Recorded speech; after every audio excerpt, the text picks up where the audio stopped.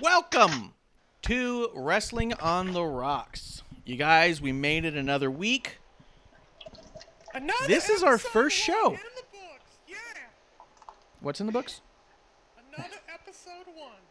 Another episode 1. That's right, we're going to do episode 1. How crazy is it? Our first episode is the first day of September. Hey. What are, It's like it was meant to be. yeah, what are the odds, man? What are the odds? How are you guys doing? How do you guys feel? What do you think about having back-to-back pay-per-views? Did it feel good? I didn't like it. I liked it because it split them up, but I had a lot of friends who were like, "Wait, what? We have another?" I had a few friends message me like, "Wait, obligation? I have to watch it." I'm like, "You don't have to. You get to enjoy this time of wrestling." And I appreciate this more because it's a lot harder to watch.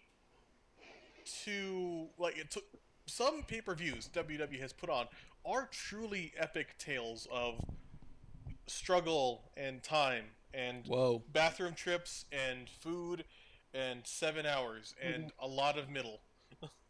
Yeah, that's true. Some of them are really tough to get through. And the SummerSlam the week before, I think, was, 2.5, 3 hours? Yeah, that was perfect. Yeah, so having them back-to-back, at least it was palpable. It wasn't like when they do a Mania or a SummerSlam followed by somehow Survivor Series the next week. So there was that. Last week. That's true. The takeover and with all that too felt like a lot. Maybe one thing we could do, or they could do, because I like this, and then again, I might be the only person because a lot of my friends felt weird about it. Have these split up even more. So we do a takeover one weekend, we do a SummerSlam, we do a Payback. Every couple weeks we do a show, and it wasn't that weird. I mean, we had 2 years in a row now where, 10 days after WrestleMania, we had a magical house show in Saudi Arabia that we were told to watch because it was the most important thing ever made. It was pretty good. Shut the fuck up. I'll throw shit at you. Here's the deal. Shut up. Shut your mouth. So you're wrong. Cool. Yeah, so absolutely. I definitely feel the idea of wow, this is a lot of weekend wrestling happening back to back, so it definitely can feel like an undertaking. I'm glad it wasn't I'm glad SummerSlam was the same length as a normal pay-per-view, and this pay-per-view was not extended either. I mean, if you got to do it, that's the way to do it. Yeah. And at least there was a lot of story between those 2 weeks. Mm-hmm. Yeah, well, see, I just didn't like. I think it's just because I didn't like Payback as a whole. From top to bottom, I wasn't a big fan of it, but. Such a dick. I heard that. Yeah. To me, it just felt like the key moments in Payback they could have thrown into SummerSlam. But then SummerSlam would have been 4 hours long. Yeah. I think I finally understood why it was called SummerSlam and you'll never see it coming, because I truly didn't see fucking Payback being a week away. Yeah. I think also this, as I really think it boils down to one thing. My gut, with no inside knowledge, my belief is that they were on the verge of announcing Evolution 2, and they were going to put it right after SummerSlam because they weren't going to have a SummerSlam filled with women's matches, and ultimately we only got 2? I think that they were going to throw it into Evolution 2 right after. I think that something occurred. Maybe they looked at their roster. Maybe they thought about where their storylines were at and thought, yeah, I don't know if we could do a full one. So I think that they threw Payback in its spot because I think they already had the schedule kind of booked that way. Which, I mean, if you're not touring, how does it... But I guess also they have the whole contract thing, right? They're renting the Amway Center until October or something like that. So get everything out of it. Yeah. Well, see, I think I could see that because, the women's tag, they kept repeatedly saying it. Hey, it's going to be at Payback, not SummerSlam, this and that. And I could see that they were booking it to be the main event of Evolution 2. Yeah, I could see that for sure. For sure, I could see that. Yeah, it made sense. In some ways, I'm like, that's cool. We don't need to see. And we didn't need to see every belt defended there. I didn't see the. We could have some cool stories. I couldn't see all the messages. I'm so sorry I yawned right away. I know. All right. But we don't have to see every belt at a pay-per-view. Instead, we could have some cool stories or some cool, like, oh, Randy Orton versus Keith Lee. That's a match that I'm happy I saw at a pay-per-view because it was such a good fucking match. Same with the Riot Squad or Live Riot versus the Iconics. I was like, oh yeah, this is cool. I like this. This Riot works 2 out. lives. But you meant what I Live, like right? about that is the opposite of how Kevlar thinks, and has always thought since we were a kid. If it's a belt, it better be on the fucking line at this pay-per-view. That's how he's always felt. Well, I'm saying if you're spending the money to go to the pay-per-view, you want to see every goddamn belt. I want to see every fucking champion. I want to see every goddamn shiny thing you got. Every pay-per-view needs to be Night of Champions, plus throw in King of the Ring. Whereas, I mean, I kind of have this roundabout reverse way of thinking because, see, my parents were the cheap, like, the way my parents had, like, awesome things was because they were cheap and so many other childhood activities. No, we're never going to go to fucking Disneyland. We'll take you to Flagstaff for a week, which, okay, that's a vacation, I guess. But because of that, It's nice. I would get so pissed if I had to watch wrestling like it is now as a kid where, hey, we never defend the main belts in real-ass matches on Raw or SmackDown. And yeah, it at times happens, but so often it's like, this never happens. Or it's a schmoz, and you're so ready for it to just be a fuck-up because we're just building another pay-per-view. And AEW is even fucking worse, and I'm just done with it. As a kid, I need... Shooting off I the hip. need... Yeah, no, shoot from the hip, yo. But when I was a kid, I remember they had an hour-long Iron Man match of Kurt Angle and Brock Lesnar, and that was amazing, and I loved it. And it was a real-ass match, and it resulted in a real, like, I'm cool with that. Do that. I don't need to see every belt on a pay-per-view, because you can also make SmackDown or Raw important occasionally. Yeah. I think there's definitely... pay-per-view. There's definitely two distinct schools of thought, and I always sit somewhere in the middle where every time I see a champion, I'm so like, yay! When they're not there, I just don't think about them. I'm more like, I watch wrestling like a puppy watches the window. Whoa! You know what I mean? I don't think about what's not there. Yeah. Whatever blows past and catch your attention. Yeah. Whoo! Oh, Oh! check it out. Was that 24/7? Yeah. And then you're just like, I haven't seen Brock in 6 months. I'm like, huh? Let's see real quick in the chat. Coach is in here. Cheers to Coach. Thanks for dropping through. Cheers, Coach. Cheers to Dork Chop as well, talking in there. Miss Fabtina. We didn't even talk about what we're drinking. Cheers, everyone. We're about to get to that. Let's see. Dork Chop says, I think they've done above average job on all shows in the lead up to SummerSlam to pay. Whoa. Oh. You traveled.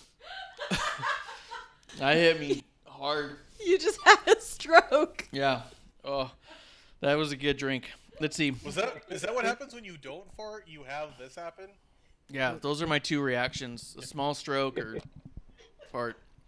Let's see. Above average job on all the lead-up shows to SummerSlam and to Payback. Lots of story, lots of good to really good matches, and less filler than usual, in his opinion. Coach agreed. Felt like every match had a real build. Fabtina was upset that Klump called Liv live, and then said he clumped up. Coach wants a Rhea versus Mercedes in a steel cage. What about that pit? Remember the pit they put Matt Riddle and Thatcher in? Put Rhea and Mercedes in that, and then I'm on board. Yeah.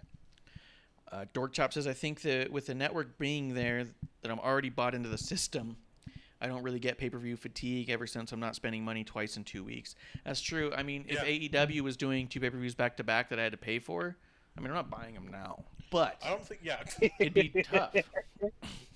I think that'd be a discussion where you'd be significantly less generous with your money. You'd be like, look, goddammit, if you don't buy this pay-per-view, Eric, we're not fucking watching this. I'm like, guess we're not fucking watching it. Like what you used to see in the pay-per-view days, where a lot of times the biggest buy rates of pay-per-views were after it happened, after the Raw. That people would wait to see the aftermath and then go, oh, God, I got to see how that happened. And then they'll go and buy it. Like, I'm more of that type myself, which is why I don't buy anything AEW. Not worth going back to.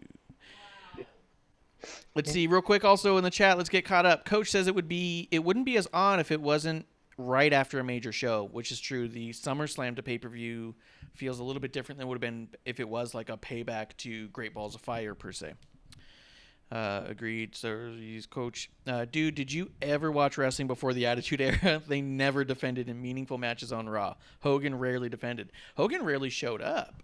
He was if you heard his music, that's why he got a big pop so often, was because it was like, oh my God, he's here. He had a Brock schedule. And to answer Coach's question, no, I didn't, because I'm not an old fuck. That's actually true. Yeah. Klump is our baby Klump, little baby Klumpy. He's definitely baby. Crybaby. And Yeah. Crybaby Thank Klump. you So for subscribing. I hope you continue to do so. And Yeah. we're all mature-ish. Yeah. He's mature for his age. Now that I've insulted you, let me say things. Yeah. It was. I like it if you watch Conrad Thompson on Twitter. Every time, not every time, he picks and chooses his battles, right? But someone will talk mad shit, and his response is always, first off, I want to thank you for the follow. Secondly, I'd like to say, it's always like, so good.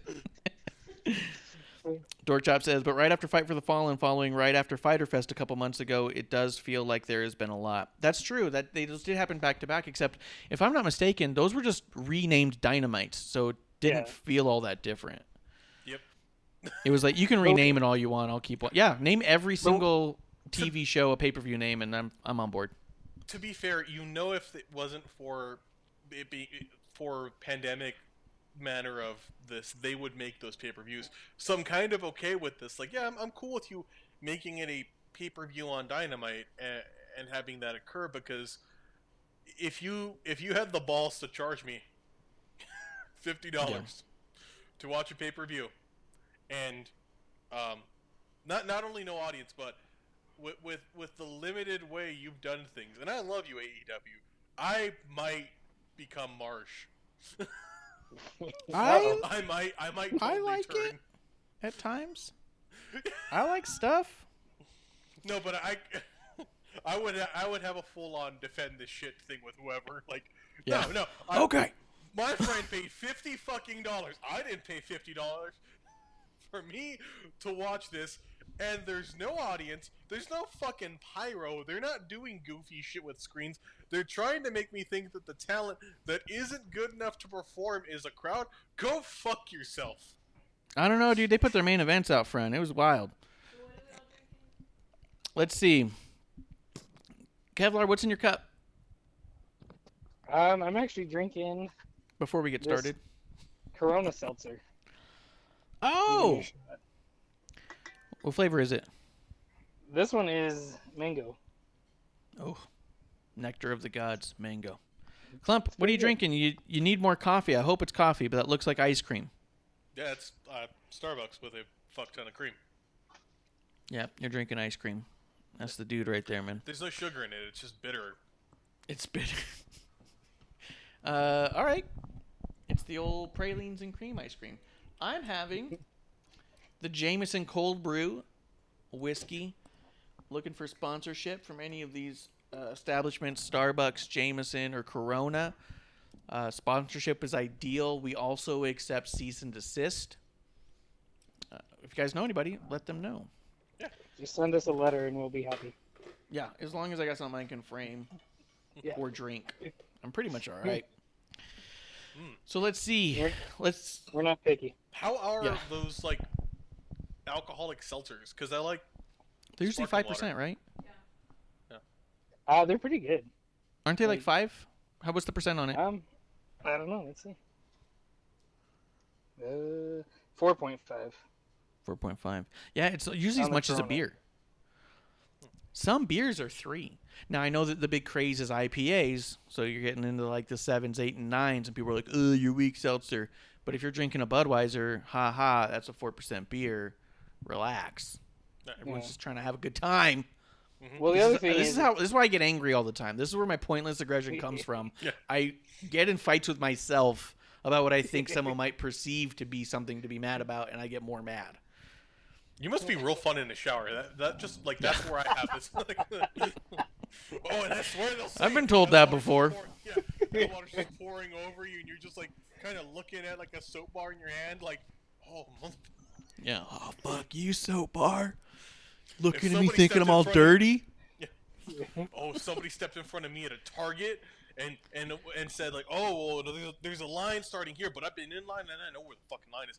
I'm going to go the fuck off on them. I'm gonna tip a cart. I'm gonna be thrown out of that Target, so I need to make sure I Oh, need to see dude. the Target more. You could be the Braun Strowman of Targets. Yeah. For whatever reason, when Klump said that, the only two things that popped in my head was Billy Madison in the tub with the shampoo and conditioner fighting, and then you just being pissed off about it, like on Roid Rage, just completely. Shampoo's better, no, conditioner's better. Yeah. I mean, Marsh. It's got to be soap because I'm bald, so I don't have shampoo. It's soap and shaving cream. That's true. Beard product. Chop says the monster inside Target, and he's right. Let's see. A couple things happened in the news. Not a lot that I know of. So if there's something else, let us know. Big show got canceled after one season on Netflix. Yeah. Oh, wow. That's wrestling news in its own way. That's unfortunate too, and I don't think it was Big Show's fault. I feel like Big Show's a funny ass dude. He's a good actor. He's a silly guy. I'd love seeing him in things. He's got a great personality. I think maybe the focus of the show was just too broad, you know?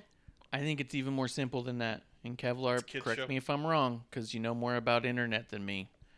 Has any sitcom ever been successful on Netflix? Every show that people talk about on those are the Ozarks, Tiger Kings, the documentaries, Orange. Making a Murderer. You know what I mean? Yeah. Yeah, Orange is the New Black. Orange is the New Black. Well, is that Well, I don't know. Gabriel Iglesias show is doing all right. Mr. Is it? Iglesias. Yeah. all right? Well, But that one's also a little bit more adult. I think that's the other thing too. yeah, this was definitely not an adult show. It wasn't like for children, but it was definitely a family-oriented show. And I'll tell you, I didn't find it less funny than Big Bang Theory. I thought it was just as fine. I thought it could have sat right next to a King of Queens just fine. I think had it been on an NBC or Fox, I think it'd have been fine. Yeah. Yeah. I agree with that. I might go with King of Queens over Big Bang Theory because, good God, that's Yeah. Okay, well here, that's a look, hard one to watch. the secret is I hate Big Bang Theory. All right. Yeah, you know, absolutely. I hate it. I've never liked the show, but here's the deal: is at least the Big show made me laugh a few times. The other thing is, if Big Bang Theory can be so popular and last for so long, Big Show had every right to last as long too, because it was better quality than that. So I just think that it's the platform. People aren't tuning into Netflix looking for Big Show and his family, but people are flipping through channels with their kids, looking for anything that looks interesting and recognize their favorite wrestler from the Attitude Era with the family, and they can watch it with their kid now. You know. Plus, I could see my dad or my aunt, because my aunt was like the only person who still has no streaming, the one who passed away. I could see her being like, "Look at that big fucker," and then watching it being all happy it's wholesome. So I agree with that. I think Netflix is the issue. Yeah, the issue. Well, see, actually, a friend of ours, kids started watching it, and they've never watched wrestling, and they actually became fans of wrestling and wanted to watch WWE because of it. That's so good. Damn, That's the best that you can worked. hope for, man. Yeah. Yeah. It worked. Fucking worked. For We one did it, season, boys. worked. Yeah, we did I it, boys. I do hope that it seems like this is the first thing of their kind of deal between WWE and Netflix. I hope that more things come out because they had that kids movie that was actually pretty good. Like that was pretty cool too. Like I liked it. Main event, and more people are gonna watch a kids movie with their kids on Netflix than because the kids are going through control and stuff. I like that you said that the kids actually found it on their thing. Big Show even said in an interview that the biggest market they had was young girls. The little like tweener girls liked the show a lot because they thought that Big Show was the kind of dad they think would be so cool to have or so cool for your friends to have. So it was like that was actually the biggest audience. I actually did like the little girls acting. I thought the youngest one particularly, I thought she was like, oh, she's gonna definitely be seen. You know, I mean, they were all pretty good. I was just kind of surprised because I thought, oh, for a family show, this is a good show. Like, it's squeaky clean. It's, you know, but obviously it's going to get some of the wrestling fan base. But a lot of non-wrestling fan base too. So I thought that would have been really cool. Yeah, I thought it was a really nice mesh. So sorry to see it goes. Tears in our beers to the Big Show show. I thought it was popular.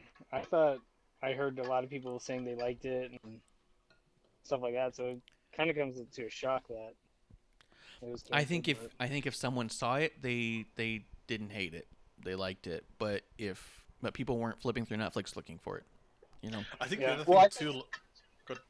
I was just gonna say I think it was pretty high trending on Netflix a lot of the time. Was it? Man. That sucks. I feel I know that they boosted it a bit, but I feel like the other thing too that they're looking for content that's meant to kind of bring people in so that they don't have to license things like The Office or Parks and Rec, because those won't be licensable, or the cost is going up exponentially as every network's trying to build their own streaming service to pull people away from Netflix and Hulu. Yeah. I think the big story is this. Someone's got to look at the finances of Netflix. The cons are involved one way or the other. I'm telling you right now. There's no way Tony Khan is not involved in the shutdown of the Big Show show. The Big Show show. Well, I think I just wonder if a different network might try and pick it up, like Fox.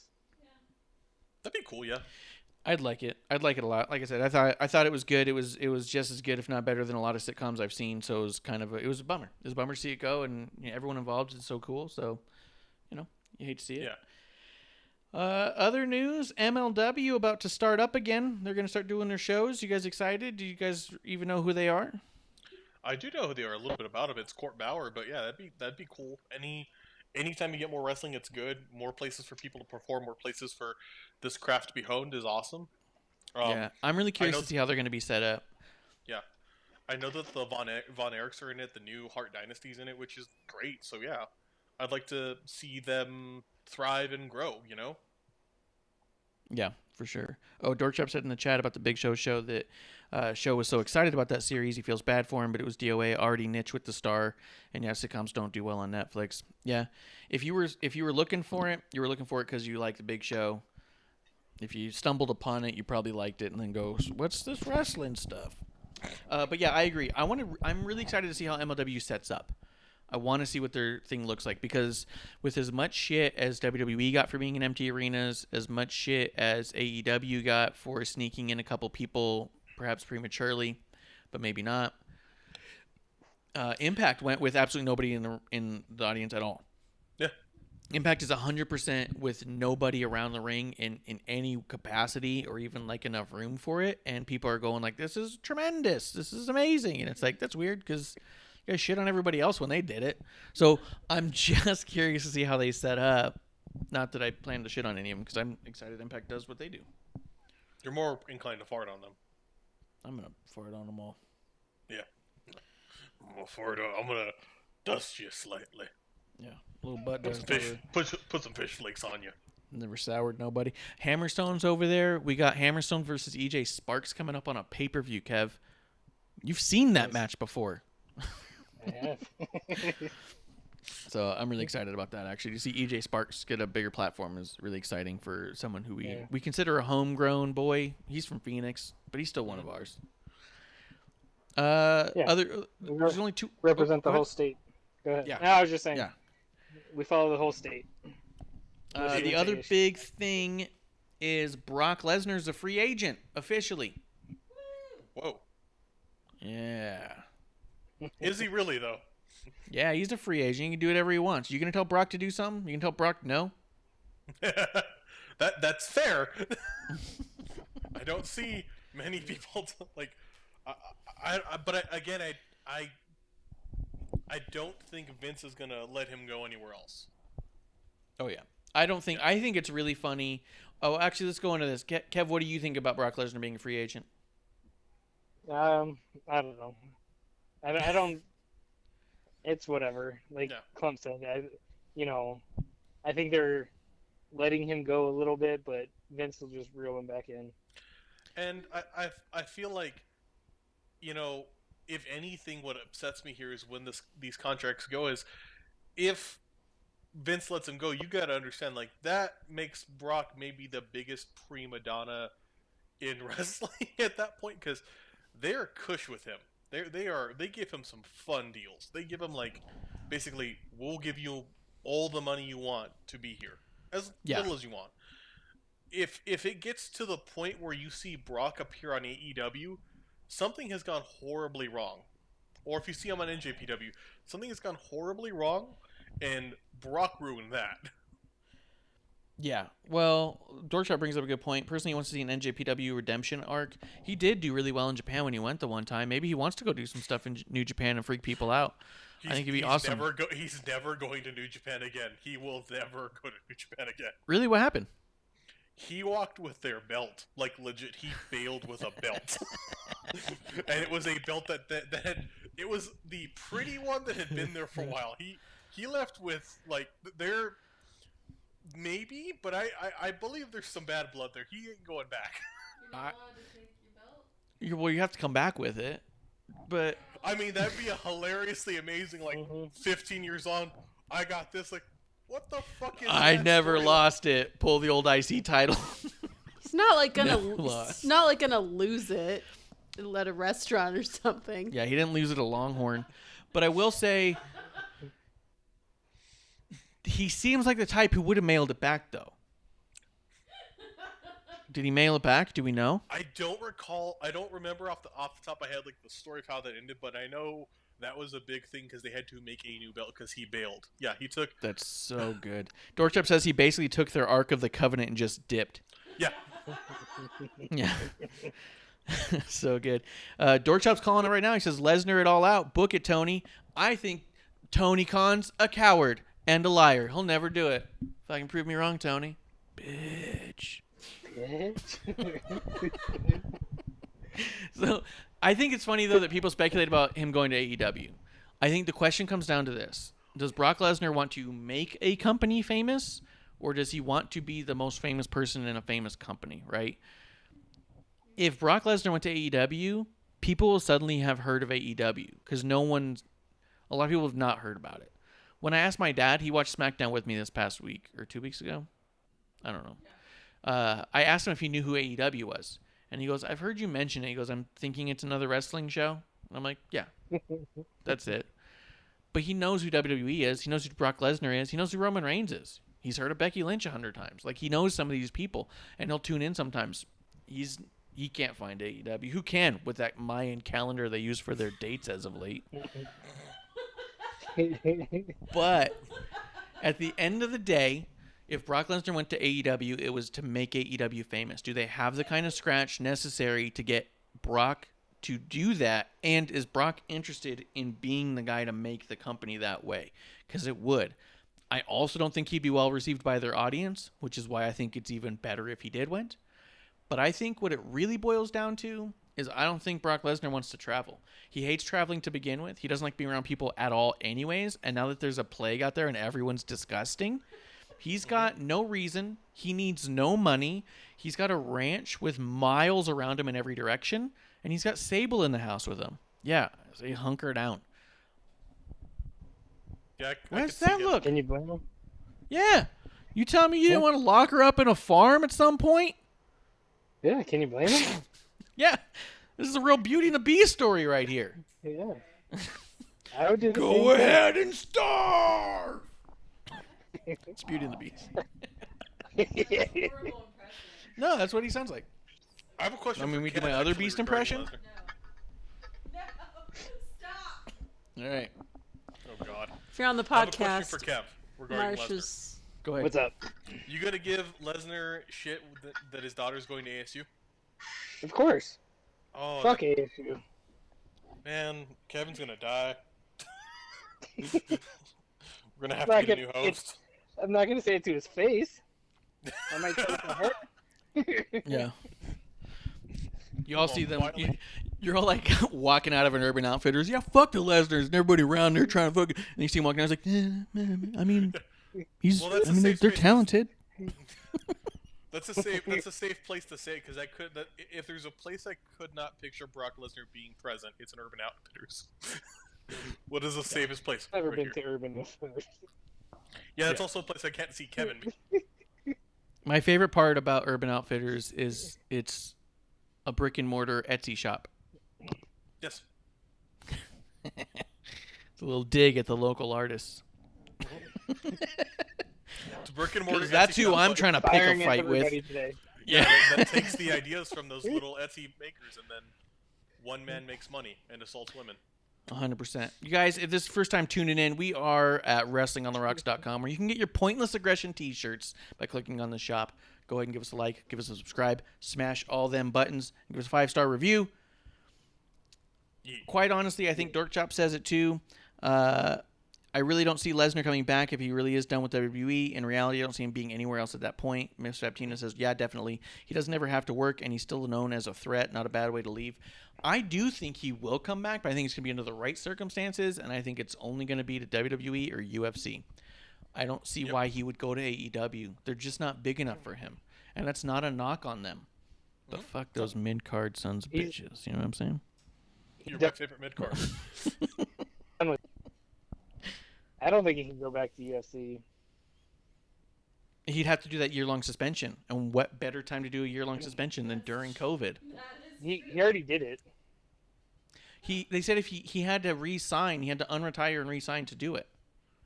Yeah. I don't think I didn't he think did. he had to re-sign. I thought he just had to get back into the not the COVID testing, steroid testing pool. Was that what it was? I thought it was like once his contract had ended, said he retired. They said, okay, but the day he unretires, he has to test again, and then his suspension will start for one more year. Maybe But it they'll would do be one. a But year. I thought when he was talking about the Cormier fight, I thought he already re-entered the testing pool, and that's when his suspension started. Maybe they'll do That one could of be. those like 94, 95 Jordan suspensions. Oh, I'm gonna retire. Yeah, I'm gonna retire. Yeah, that's not bad. I do think that, I mean, realistically, yeah, I think he doesn't want to travel, so I think they said, hey, let's just leave it where it's at. We'll revisit it when I feel like doing something again. And Vince is like, yeah, I mean, we've written him out. We don't need him. He's not going to bring anything to the product immediately that we don't already have for now. Like, if he doesn't want to be here, let him not be here. And then when he's ready to call, he'll call. That's kind of how I feel it's going to play out. I mean, I can see. It depends how much money AEW is going to splash at him. Because if they give him some godly figure and say, hey, it's a 1 year or 2 year contract, I could see him doing that. I don't even think they'd do like a year. They'd be like, hey, up here. And give him money. Yeah, they're going to give him that Jericho money. I would love it God. if he came in and crushed Jericho and made Jericho look like an absolute fool. I mean, Yeah. but... Well, you know who they try and build it up and it wouldn't work. It'd be Lesnar versus Cage or fucking Lesnar versus Moxley, and it's not gonna happen. No, Lesnar and John Moxley will never happen again. They will never put them together again. Oh, I'd love it. You have Brock Lesnar out there, just goes in during like some ladder match and just kills Darby Allin and Joey Janela and then leaves. And everyone's all like, why isn't he working with other people? That was weird, right? Let's see. Dorkchop says, quick Google seems to indicate that his suspension for UFC is served. Didn't do a ton of digging, though. So, yeah, it sounds like Kevlar might be right. I think that would be amazing to have Lesnar do a run-in during a UFC match. You build the next story, you know? Schmaz.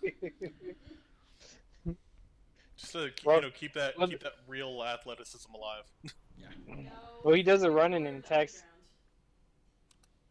Yeah, put him in the underground. Go ahead, he does Kev. a run-in and attacks Cormier doing commentary. Cormier already says he wants to be in WWE. Yeah, No, I wanna see he DC. comes to the underground and just like totally wrecks MVP. And he's like, "This is my place now." No, Brock Lesnar comes in the underground, loses to Shelton Benjamin. Yeah. Or that other big dude. What was his name? Not Babatunde? Babatunde. Babatunde. Let's see. Dorkchop Babatunde. says tag team UFC matches. I mean, that'd be actually really cool. They Tag actually team do matches. They do? They have team UFC. They have like team MMA fighting, It's All right, guys. I predominantly need you to done in Russia. blow up my phone tonight with links to some of these fights. This sounds like everything They're I wanted. In a mostly fight. I think they're almost entirely in Russia, but Yeah. they look Better. really frightening. You're getting me all like, this is working for me, Klump. See, Marsh, it's basically like Survivor Series. And it's 5-on-5. Then all of a sudden one person's out, and then it's like 4-on-5, and the onslaught. Yeah, and eventually turn into like 4 people just shit kicking some poor bastard. Yeah. And just someone crying in like Chechnya, just like Yeah. Crack. Ah! This is amazing. Yeah, you guys need to blow up my chat tonight, and I'm gonna forward a lot of these links to Dork Chop, and then we're gonna stay up till like 3 a.m, giggling and texting each other about this. This is the most exciting thing that's happened in a long time. Oh shit! I found a bunch of them. Goddamn. Yeah. We'll get back to them. So, moving Well, on. that's our show, guys. Yeah. Yeah, that's it. Gotta go. I got some shit to Google, guys. Let's see. The last thing I had news-wise, so tell me if there's anything else newsworthy that was out there that you guys want to talk about at all. The last thing I got is that Mauro Ranallo officially parted ways with WWE. Yes. That Tears and Beers. We'll have to- I'll miss those 90s hip-hop references. Look, here's the thing with Mauro. I love the guy and I respect him so much. I love him on social media. He was awfully distracting during very important moments of important matches, and that bummed me out some of the time. I have heard him do commentary on UFC and boxing and thought this is perfect for him because he doesn't pull away from there at all. But there are some stories in wrestling that need to be quieted down, and he doesn't have that in him. I'm not saying he didn't fit at all, but I'm saying a break from him is not going to hurt my feelings. But I do hope it's because he's moving forward and something's going to make him happy and something's going to work out for him, because I think that the dude has an incredible story and is awesome at what he does.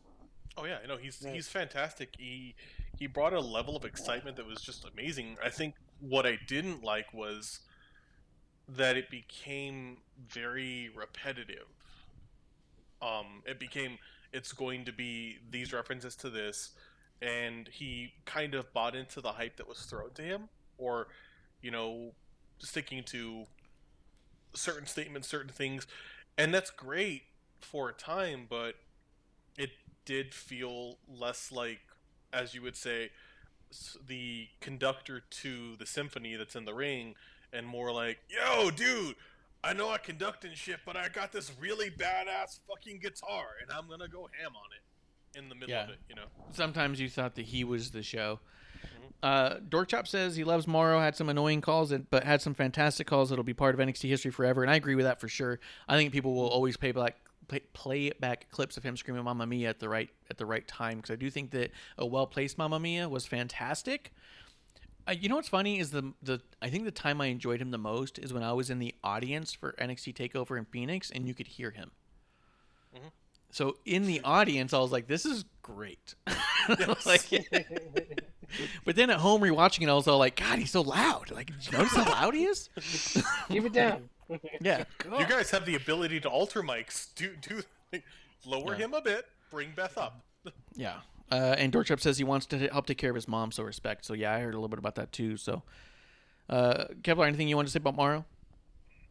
Just good luck on everything. And, same thing. I think he's awesome. I think boxing and MMA is definitely, that's his home, And, I think so. We're going to miss him, but, hopefully, like you said, he finds something that makes him happy, and good luck to everything. Yeah, he'll always be one of us, and we'll always see him at UFC and go, "That's one of ours right there." Yeah. Even though he came from the other one over to, he's one of ours now. But yeah, kind of like when we'd watch SportsCenter and we'd see Coach there. Hey, it's one of ours. Yeah, that's true. Yeah, that was one of ours. That's the worst one we had. God damn it! You can keep him. I just wanted to throw a Coach reference out for Mark. Yeah. Well, cheers, and we'll see you down the road, Mauro. It's been awesome. It's like if NFL had that with Bill Goldberg. There's one of you can have him. Yeah. Or Kevin Green. They're like, what? Who? Mongo McMichaels. Yeah. Terry Crews. So we got one more thing popped up in chat of news before we get to the last thing, before we get into the things. Dorkshop says news item jabroni was listed as one of the 650 new words added this year to dictionary.com. Jabroni is now in the dictionary. I'm shocked it's taken this long. Yeah. When did dictionary.com become like a major? I know it is dictionary.com, but you know what I bet you it is? Merriam-Webster's. I bet you what it is dictionary.com followed the Iron Sheik this year. I bet you that's exactly how that happened. Because he's always telling everyone to go fuck themselves in jabroni. So, I bet you... Go ahead. I was just going to say, I bet whoever's running dictionary.com, had a lot of time on their hands because of COVID and was watching the network and Attitude Era and... Yeah. And he's like, you know what, I'm going to add this. Yeah, they're like, that's a good one. Why don't we never use that one? Jabroni. So, yeah, I think it's really good. I'm surprised it didn't happen 10 years ago, to be honest, or like right in 2000. Or, during one of the hypes about a Rock movie, they could have just thrown it out there. You know what I mean? Like, why not? Yeah. But that's cool. I'm glad it made it. It's about time. We've known it forever. Sort of like how Bootylicious happened years after we'd already made it quite relevant in our own households. Yeah. I think that maybe more than anything, when dictionary.com says, hey, we're adding this to the dictionary or Merriam-Webster, it is the final nail in the coffin of it not being cool, and it becomes literally the thing that your grandparents now say, That's true. I will say this. They're fucking jabronis for waiting this long. Like, it's like when your dad calls you dog, and you're like, what? No, your dad's calling you a bitch. There's a difference. No, he does. He just says, "Shut up, quit being a bitch." Yeah. He doesn't. Klump just starts crying. The last thing we have, as far as news goes, otherwise, is Bullet Bob Armstrong passed away this week. That's Road Dogg's brother, right? I believe it's his father. Okay. Scott Armstrong and Brad Armstrong, I believe, were his brothers. Mm-hmm. But Bullet Bob was his dad, and he was Hall of Famer. I don't know what year he went in. Didn't he go in the same year as Road Dogg, though? Or was that just a picture of Road Dogg at his dad's Hall of Fame I'm thinking of? Yeah. I think it's different, because I think Road Dogg went in with DX that one year, and that was it. But Bullet Bob, legend, Hall of Famer. Do either of you guys remember watching him at all? I know Klump probably never would have seen him. Kevlar, do you remember watching any of his matches as a kid? He's all fuzzy. I think he's timed out. Did we lose him? I'm going to have to check my messages. He's just not responding. Yeah. He's frozen. I know. Which one? We'll see if he calls back in. But okay. Or me. Which no, one that's was? him. Klump is good. Kevlar's out.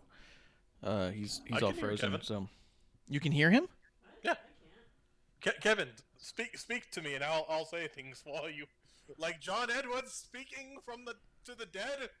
Can't hear him at all. Did you Kevin accidentally says that he's click? wrong Where's your and mouse? he loves AEW. Right here. I haven't. No, I've been. Is he talking to you, Klump? Yeah, I can hear him. Tell him. Can he hear me? This is wild. Yeah, he can hear you too. Oh my god, this is crazy. This is the first episode. Tell him to hang up and call back in. Wait, he can hear me. Kevlar, says, hang up. Call him. He says, "Yeah, all right, motherfucker, I can hear you." Yeah. Did he have a Bullet Bob story? To get him, he hung up. I know, but did he have one? No, he was kind of just bemused by the situation as it exists. Oh. Wait. Hey. Back on? Yeah, he's Right. walking. He's moving. We got him. This is good, man. This is a good first show. Get the kinks out now. Yeah, I can Get all hear the you, kinks Marsh. out now. Tell him. Kevlar, did you have any Bullet Bob stories or anything? Yeah, no, I don't think so. I think I No. remember watching a match or two of him, but nothing that stood out. He was a generation before us for sure, but I do remember hearing the name a lot, so I knew he was a legend when he went into Hall of Fame. As soon as I heard it, I was like, oh yeah, I've heard about him for a long time. NWA history. Was he champ over there? Yeah. It's not a surprise. Quite a few times. Quite a few times. Not a surprise at all. That explains why we would have heard of him. So tears in our beers to Bullet Barb Armstrong, Hall of Famer, legend. Yeah, it looks like most of his championships are NWA. NWA. Okay.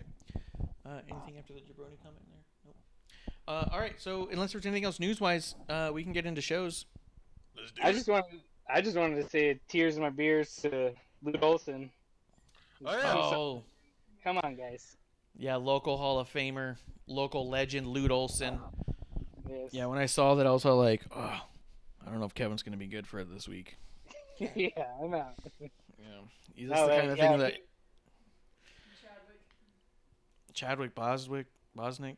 Yeah. Oh, yeah, Chadwick brutal. Boseman. That was bad, yeah. Boseman. Yeah, that was. Yeah, his entire time he was in the Marvel Cinematic Universe from start to finish. He was fighting cancer. That was fucking crazy.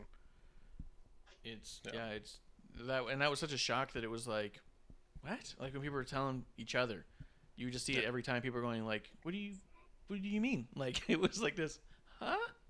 Yeah. What? Like it was crazy. Yeah. So yeah, tears in our beers to Chadwick and Lute. I did get to meet Lute as a kid. I'm sure you've had to have met him, right, Kev? Oh yeah, he was awesome. There was one time my mom and I were walking down the U of A, and, you know, he passed us, and my mom's like, "Hey, there's Lute Olson," and she tells me, and he turns around and then just starts a conversation with us, and it was amazing. Like, awesome guy. That's cool. I remember going to a little dinner, lunch, or something where he was there specifically to raise money for something, and my dad had taken us. I think we got like a magazine or a U of A program signed or something, and I don't know if I even still have it anymore, but it was like one of those things where he's just there talking to people and hanging out, and really cool dude. Mm-hmm. Obviously, I haven't heard a single negative thing about Chadwick ever, and I think it's a huge loss to the world and not just one community on that one. Oh, yeah. No, I mean that to me, like, that was my favorite franchise of the Marvel Cinematic Universe, and it was because of his acting and just what it was. It was like, this is fucking good, and the dude, in and out of it was like really cool. I mean, he had a lot of other fantastic roles. I mean, shit, that's rough. Kev, wasn't Black Panther one of your favorites? I thought I remember you telling me. Yeah, I really like Black Panther. I know a lot of people shit on it for whatever reason, but people are shitty people. Yeah, I really liked it, and it's cool hearing some of the internet community, don't replace them and have a bunch of different theories on how they should continue the Black Panther, storyline, and some of it sounds pretty cool. I think it'd be really interesting for them to, because when he was talking about the movie in like interviews, he was pretty big on saying that it's not a story of a good guy and a bad guy. Both views are valid and both views are arguably good, and that really stood out to me. Is like, oh yeah, this is the bad guy here is really not a bad guy. The antagonist is arguably more justified than the protagonist. Yeah, any good villain is doing what they think is right. Like the best villains are the ones who have virtue behind every move they make. It just isn't in alignment with society's virtues or your protagonist's virtues. But they have to believe that what they're doing is right and for the greater good, as it were. Dorkchop says his role as Jackie Robinson was fantastic, and so sad it was. Major League Baseball made Jackie Robinson Day, moved it to that day, and then that was the day he ended up passing, which is crazy. Damn. Yeah. But yeah, I remember after you watched that, you messaged me and you said, "Hey, a bunch of people were talking shit about this movie, and I just saw it, and it was fucking fantastic." And I was like, "Yeah, I don't know what the internet does sometimes." But yeah, the only thing I could think of was just people. It took too long for to progress like characters and introduce characters, and I think people lost interest.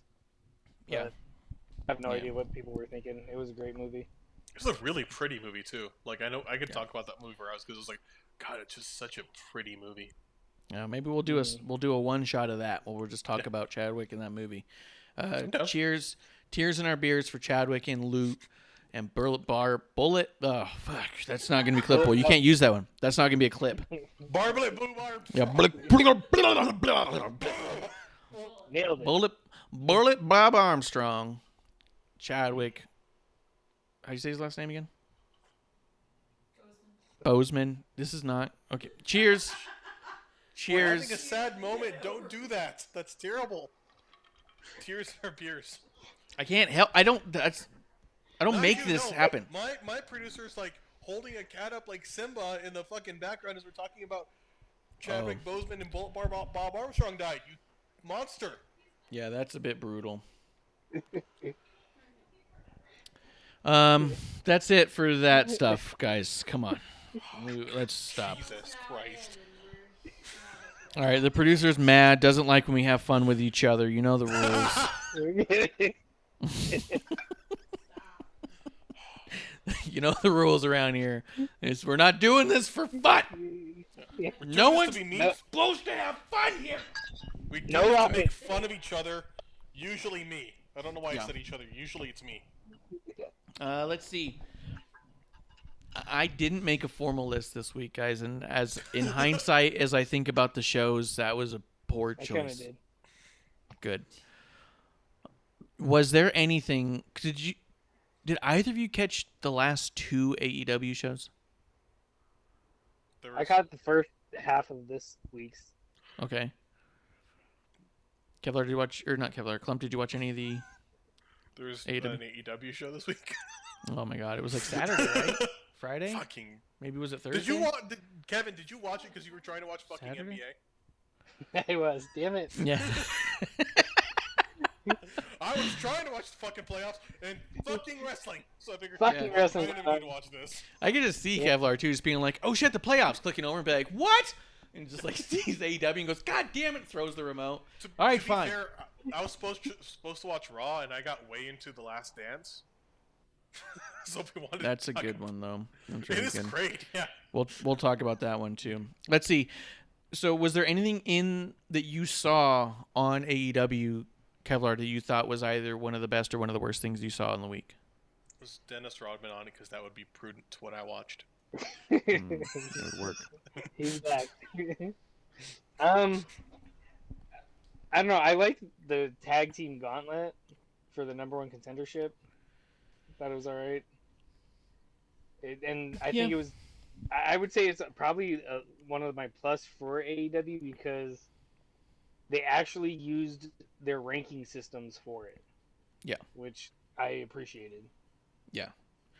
Yeah, they have a hard time nailing that down, so that was good. Yeah, WWE, like, when they do Gauntlet, okay, who's coming out next? You know, this was, hey, 4 versus 3, whoever wins goes against 2, whoever wins goes to 1. Yeah, you know. That's cool. That is good. That is good. I do like that.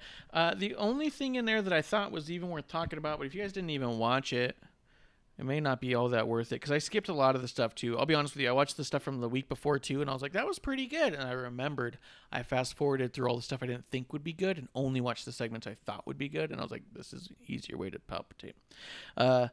John Moxley versus MJF in a contract signing to the death. Did you see that, Kev?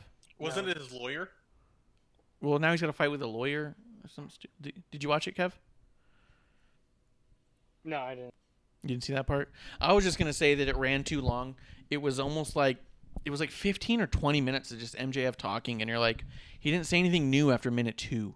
Like, it could have been a whole lot less, and it was predictable and hokey, which is fine, but also, like, ironic that it was Moxley who's doing jokey gag stuff, because that was his whole complaint, right? Was that he didn't like the jokes over there, so now he's writing his own.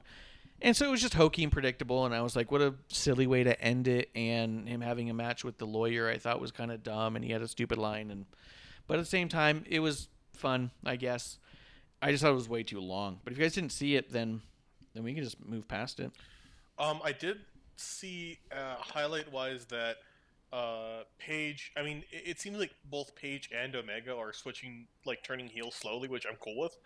And I think that kind of, I like the Elite breaking up because I think they need it, and I liked Paige knocking out the Young Bucks so that it's them versus FTR, because that'll be a great match. And then that also, I think, for the AEW fanboy Among Us is going to be like, hey guys, down the road we can have the Young Bucks versus FTR in a proper fucking match. So I'm cool with that in the future.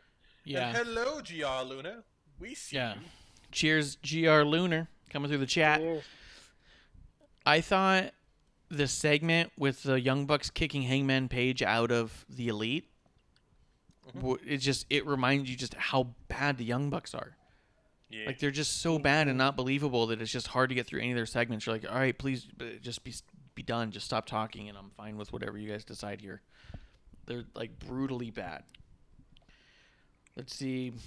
What if you guys didn't see that bit either? Let's see. For SmackDown, before the Payback, really the big moment. NXT. What's up? I do have an AEW critique. Oh, we didn't talk about Something- NXT. Oh. Yeah, go back to AEW.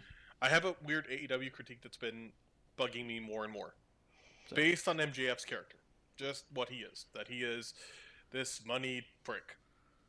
Why is he still wearing the same Burberry scarf? You'd think, like, as time's gone on, maybe he'd get like a Gucci scarf, and I know that it fits the purpose of the character, but I feel like a WWE level of detail would be like how the Miz wears the goofiest, bullshitty, amazingly terrible outfits that are mostly Gucci print. I would love MJF to come out like in a Gucci scarf, or one of those Gucci suits that's just G's and shit, or like a Louis Vuitton thing, like Rey Mysterio is. Like, let's go ham on it. But no, we're stuck with Burberry, and I just kind of Yeah, and I get it. So I'm gonna cut you off there because you're saying the same thing over and over. The thing about Burberry is they are the tackiest of all of the designer clothing, and that's why he uses it, and that's why he uses the same one. Because there was a while there too where that was the only print they used, was that exact print. So I saw like full-on suits and hats and vests in New York that were all just 100% that, and you saw like, what? You look like you're trying to blend in with a wallpaper. You know what I mean? I know that it's like the chavware, but like, isn't there others? There's nothing as obnoxious as it because it's just that bad, which is exactly why Apple brought her over to run the company. So NXT, yeah. Kevlar, what'd you have about NXT? I like that Breezango won the tag titles. Yeah. Okay. I like that we were gonna have a conversation about this, and that was gonna be a reaction. I saw that and I said, "Shit, I'm gonna have to talk about this, but it might be fun." Yeah, go ahead. Go ahead. Tell me why you guys like it. Breezango's awesome. Something like that. Yeah. I think it's Believable. I like both of them. I think they're both great talents, and it's cool that somebody finally gave them the recognition that, hey, you guys are good talents and stuff like that. I agree with, like, to me, I think they've gotten better and better. I think they've improved, in them coming back. I mean, shit, you can't ignore the pop. That's awesome. So I'm happy. I've liked Breezango. I liked the Fashion Files. I liked all the silly bullshit. And I think they do silly bullshit, but also can do work in the ring better than a lot of other silly bullshit-based tag teams. So yeah, I've loved it. And like, as long as any way to not have Tyler Breeze be fired, which if you listen to the New Day podcast, you've heard several stories of his ass almost being fired. It's great. It does sound great. Yeah. Here's my thing: is their gimmick is so bad. They're coming out as Chippendales. I can't get to them in the ring. I literally leave the room by the time they're in the ring, or I'll turn off the TV. I don't watch them wrestle. No, they're not the Dicks. They're not coming in Chippendales, because there was a Chippendales tag team, the Dicks. Yeah, and they're really close to Everrise, who keeps coming out as the new best friends. That just sounds like an erection. It is. They come out like holding hands and stuff, and it's just like... It sounds like a bad 90s band. Viagra. Yeah. It's like a knockoff of Best Friends, which is weird. Like, why would you knock off a mid-card act? Like a mid-card act from the mid-card... Like, why would you... How low would you strive to be? Well, I guess with Everrise, that's how low, right? Everrise sounds like if Harbor Freight made Viagra. Anyways, I will say that a lot of people were really excited about Breezango. The internet blew up. Everyone was so happy they won.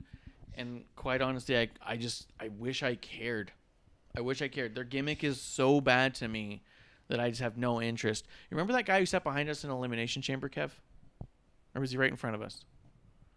The one I almost yelled at, or I did yell at. I Bob think yelled so. at. We all yelled at. I think Yeah. so, yeah. Yelling at Remember Jason he was. to me. Remember when Tyler Breeze came out and he started doing selfies, but he wasn't holding a phone or anything. Yeah, oh yeah. That was the And dude he in was front of us. posing. He was the only one that cheered for Miz when he came out. Yeah. Yeah. Yeah. Actually, I've seen that guy since. I'll tell you about that later. But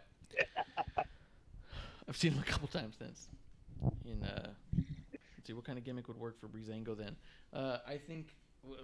I don't know that this one's working. I guess it is for other people. I just don't watch it. So yeah, good. Congratulations, I guess. But now I care even less about the tag team titles I never saw before. But see, I like them because they're goofy and they make fun of the other person or the other team that they're going up against. Yeah, I like that entrance. I love the, like, what was it for Imperium where they came out? I like their shit. It's good. Like, they do well. They come out Also- and Beth Phoenix is making stripper jokes. Okay. She's talking about their wieners and stuff. And you're like, why are we gotten Beth Phoenix to stoop to that level of talking about wieners on commentary as the only full-time woman commentator in the fucking business? Why are you And mad this that is they what we a- have. Why are you mad that we've progressed to having a female Jerry Lawler? That's pretty good. Oh. You say it like that. Oh, okay. Why do I hear groaning behind you? That's a progressive ass good statement.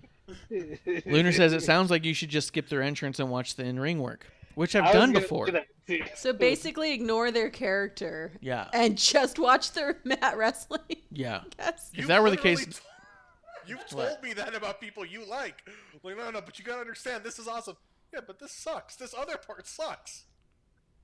yeah, well, we wouldn't have Goldberg if we did that, guys.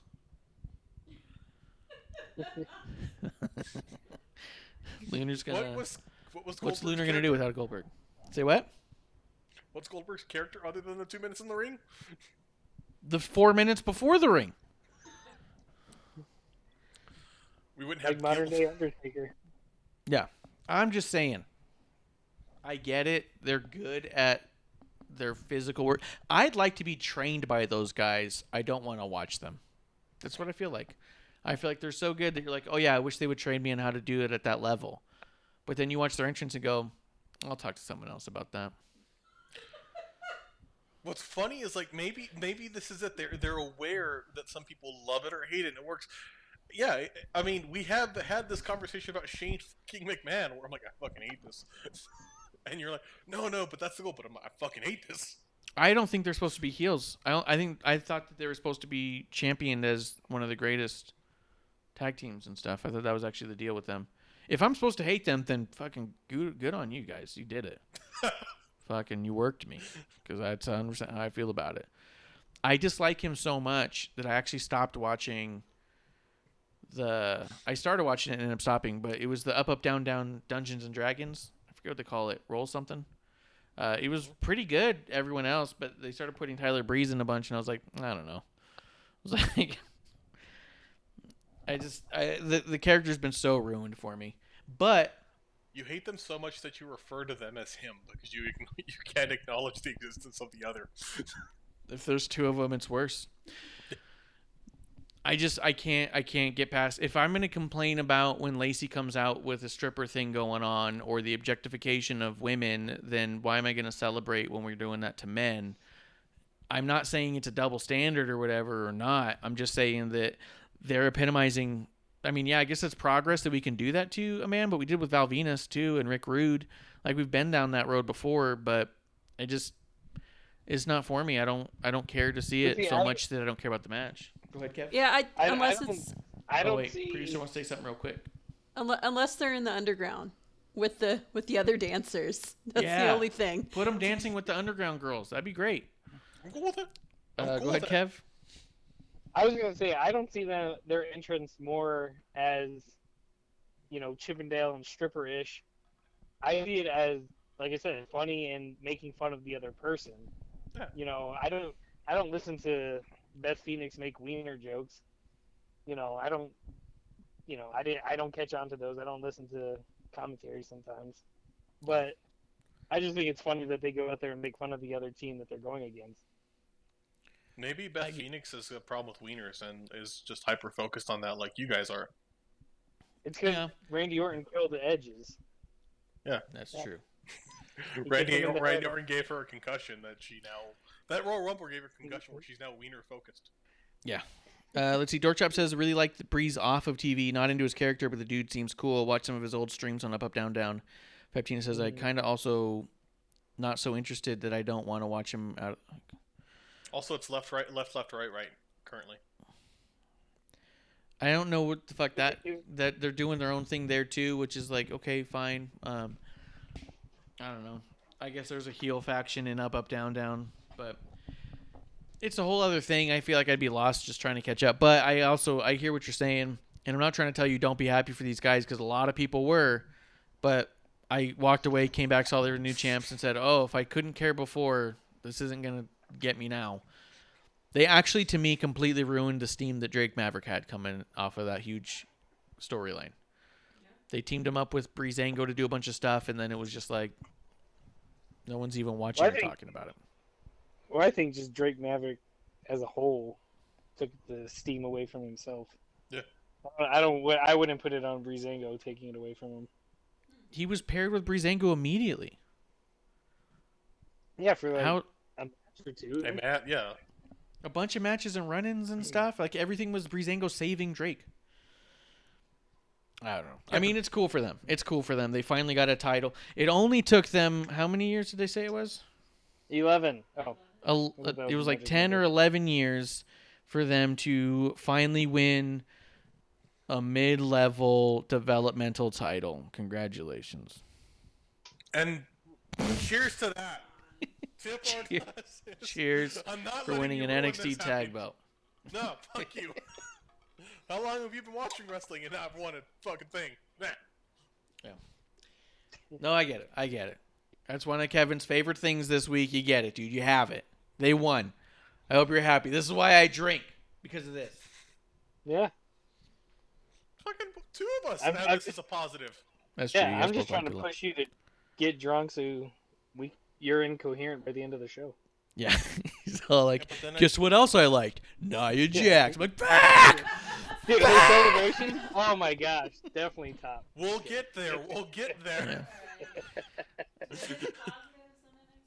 That was their positive. I ruined it. Oh, us? Are there any other positives that anyone... Yeah, anything else in NXT you guys want to talk about? I just said a negative that Cross got injured. Yeah. Yeah, super bummer.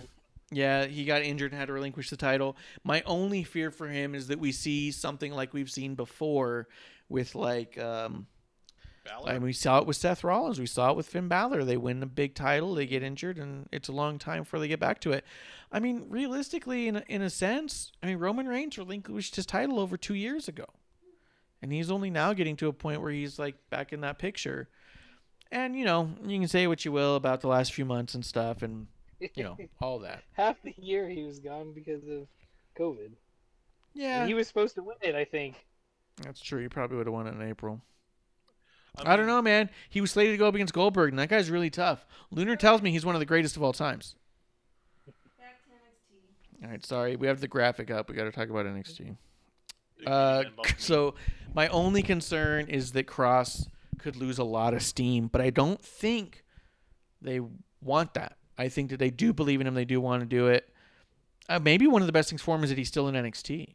Maybe because you have a Triple H and a Shawn Michaels who are heading up that creative, who have come back from major injuries and been as good, if not better. So maybe they won't say, we just don't know. You know what I mean? Maybe they'll just be like, let's put you right back. We'll see. Yeah. I mean, the other thing, I feel like there's a lot of steam behind him, and they're not going to throw it out because, shit, he's been here for, 3 months, and he got the big belt. He, bypassed everyone, and it didn't feel off. It made sense, and I was happy. I was happy with it. I didn't hear a lot of people upset that he took the belt. It worked out perfectly to me. So hopefully, I mean, I was going to say, I hope it's not like Drew McIntyre, where he comes back with a big push and gets knocked down, and then he gets it, and we have to deal with Drew McIntyre. We'll see. Drew McIntyre, fucking Drew McIntyre. Yeah, We'll get there. We'll see when he gets back. Let's see, Io and Rio versus Dakota Kai and Raquel Gonzalez. I did like that match. I just want to throw that out there. I thought that was very, very good. Maybe one of the best of the night. And I thought it was really clever the way that they're going to do the stipulation. It's happening tonight. It's happening live right now. What do you guys think about them doing a 4-way Iron Man match for the NXT title and throwing in 4 legends of NXT? And got fucking Balor, Ciampa, Gargano, and Adam Cole. Baby. That's cool. Who do y'all want to win? Balor's the only one who I would even... Fine. I mean, I like Ciampa, or I mean, I like everyone. Honestly, well, maybe That's Cole the least, because Cole had it for so fucking long. I'm kind of like, I feel like he needs to be in a chasing like point, or move on. But I like anyone else. I think it could be cool. Yeah, he'd be good if he was like chasing a new contract. Fuck you. It'd be cool if he was chasing a new fucking job, a new career. Oh. So I think that I think an Iron Man match is the best way to do that, where you don't end up just swimming in false finishes for an hour anyways. At least they built around stipulations and rules to allow some finishes throughout and still get that long match that everyone's probably expecting anyways, and have it seem like it makes sense. Like, I thought it was a pretty cool way to put that together, where it's like they were going to do that anyways. You know what I mean? So I think it's cool. Never mind. But I answered my own question in my head. Proud of you. Good. Well done. Yes, I finally did it. They had 4 falls in the first 12 minutes, if you guys were wondering. Do you want me to give out any spoilers on the air? That's one of them. Sure. Yeah. All right, just letting you know. Let's see. Who's ahead? 4 falls. Was that? Let's see. Too bad we didn't have like a scoreboard. And then every just time bing! Whoa! There's another. So we'll see how that goes. It's happening right now on the East Coast. It'll be happening in just a few hours here on our coast. I think it's a really cool idea. I think it's exciting. I think if you're going to do it, it's better than doing... They've done so many tournaments lately and so many ladder matches, and I think it's a cool way to get through it without seeming repetitive. But that's the only other thing I had to say about NXT. What do you guys think? Yeah, that's all I had. All right, so we can kind of mesh SmackDown and Payback together, I think. Yeah, SmackDown was really a Payback setup. It was, and I thought it was really well done to do that, to be honest. Mm-hmm. Did you guys have any? Let's see. Oh, Dorchef says hype to watch the 4-way match later. It's gonna look, I think, like playing the Sonic the Hedgehog. Someone I already heard describe it as watching Super Smash Brothers. So yeah, I think it's gonna be active. Let's see. I liked Braun Strowman's new shirt gimmick he was wearing in his match against Gulak. I didn't understand why everybody was reluctant to sign that contract though. That was weird. I thought, I really fucking hated like just the contract thing this week, because we'll get into it as we get into Payback. I have way more there, so that sure, we will talk. Go ahead. I was just gonna say, at first I thought it was interesting because it wasn't a normal contract signing. Yeah, it was Vince McMahon's errand boy, and he told him, hey, go get these signatures, instead of the desks and fights and stuff like that it would incur. And I think it was laying out a bunch of dumbass runway for a weird end game. Like it made no sense. Like the story's too heavy to take off, so we have to give as much runway as possible for it to make sense, and it to me didn't, because when I saw that, I'm like, yeah, you have to get everyone signed today. I was like, oh, cool. So if somebody doesn't sign, then they're not in the match? Yeah, I thought there was a whole lot riding on a contract that is more or less information that us as fans and viewers will not understand. As much as we want to pretend, oh, contracts are like this, and oh, they kind of mean this, and you can, fuck out of here. None of us are lawyers or fight contract writers or any of that shit. So at the end of the day, it was a storyline built on a premise in which we could not understand. So when, like you said, when it was all like, okay, so Roman didn't sign, so does that mean no one's in a match? You know what I mean? Like, they added a complication to it that was, I felt, maybe largely unnecessary. Yes. Mm-hmm. So, I mean, they could have even done so much as, like, because you can't have a forfeiture on a three-way. They could have done the same thing if they just said, hey, yeah, it's a triple threat, and Roman just doesn't come out. And they just kind of shrug and say, well, ring the bell. It's not an elimination match. I'm not going to count him out. And then he could have come out at the end and said something, or I don't know if he had to sign a contract and walk out. But, I mean, they could have done it the same way, but without legal ramification. Like, I don't get the legal shit. There's nothing wrong with, like, it. Yeah, I felt like maybe they were trying to do something different and it didn't work. It makes, to me, more sense to have the Fiend, hurt Roman, and then it's like, oh, is he going to be able to perform? Build that in, like, yeah, he's hurt. He can't perform, But then that gives sympathy to Roman, and they're not trying to build sympathy for Roman right now. Okay, cool. Have Roman, like, appear, like, late as hell. Have it just have him come in and have somebody like Vince say, you know what, I'm tired of this. We're not going to do something silly. We're gonna create this stipulation, or have Vince and Paul come out and say, guess what? There's a third person in this match, or there could be other ways of doing it that are weird and different. But this just felt bad weird.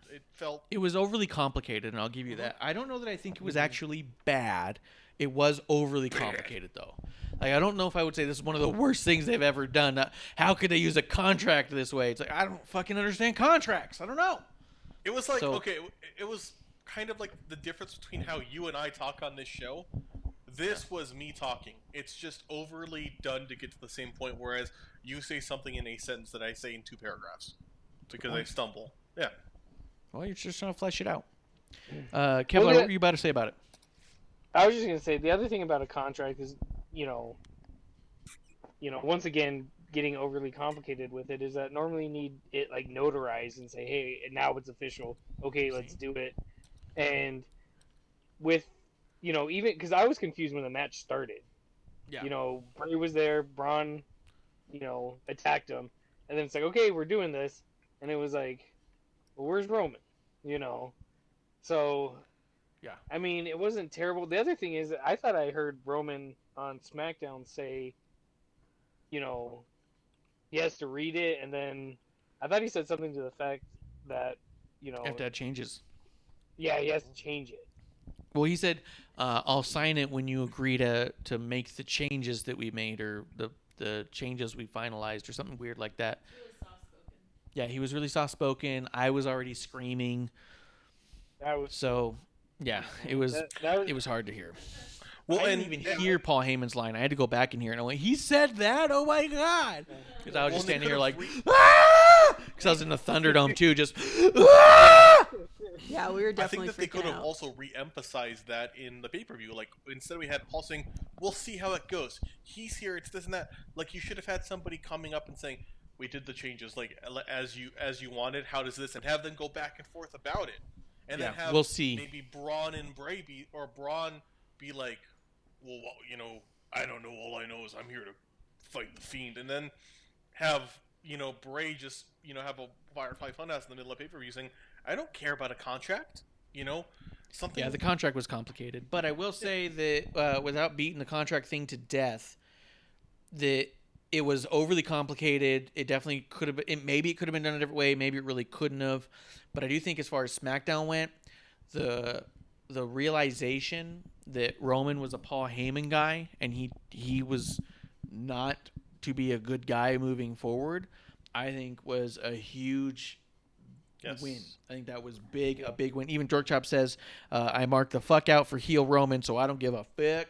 And he said, God, I wish he came out with new music, though, and yes. Yeah, that was absolutely a bottom. The second I heard his music and saw the big dog behind him, I was like, come on!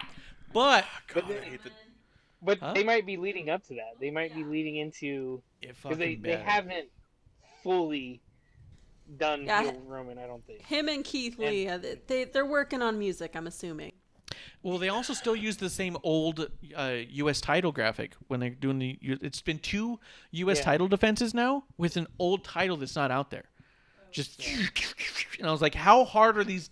You knew for a year you were getting a new belt. Yeah. You know, like you've known for 6 months you're bringing him back. Like, don't fucking. You can't work on it till he gets here. Like, get the fuck out of here. And I've always hated, like, his music isn't even that bad to me. His Titantron just annoys the shit out of me. I'm so tired of the, like, bad CGI dog. It looks like in the worst way, it looks like a sports, like, it looks like high schooler did it. It looks like the Diamondbacks fucking snake thing where you're like, okay, fuck off. Like, it's like, oh, cool. We learned how to do this in InDesign in 2005. Like, you know how you know when it should have gone away, the big dog was when Corbin put a puppy barking behind it. Yes. Yeah. Yes. I mean, that was the best joke you could have done with it. That was as good, and what a good reason for Roman to say, you know what, ditch the fucking dog. I'm gonna show this guy.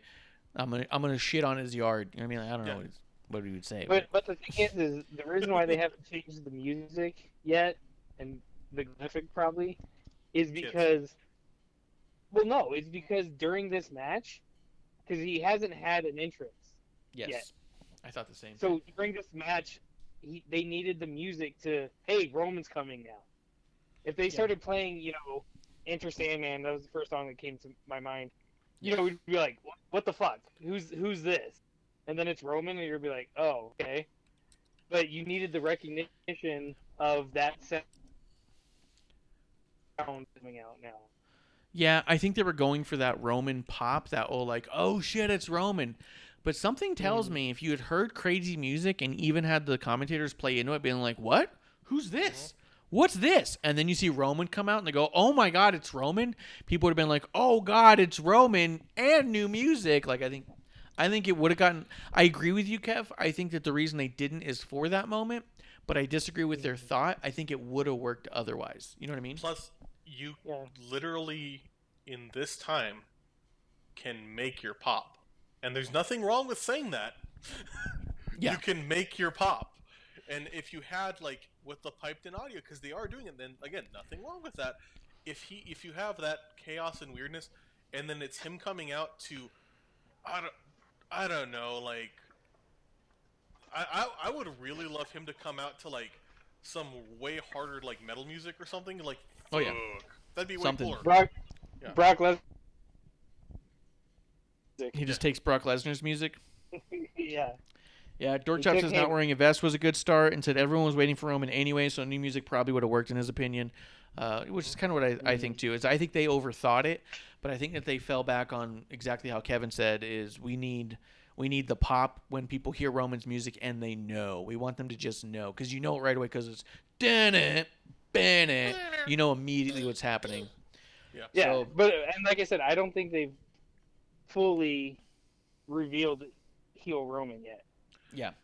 Then again, also maybe part of this too, and we've heard this, you know, with what happened with like Keith Lee and other people.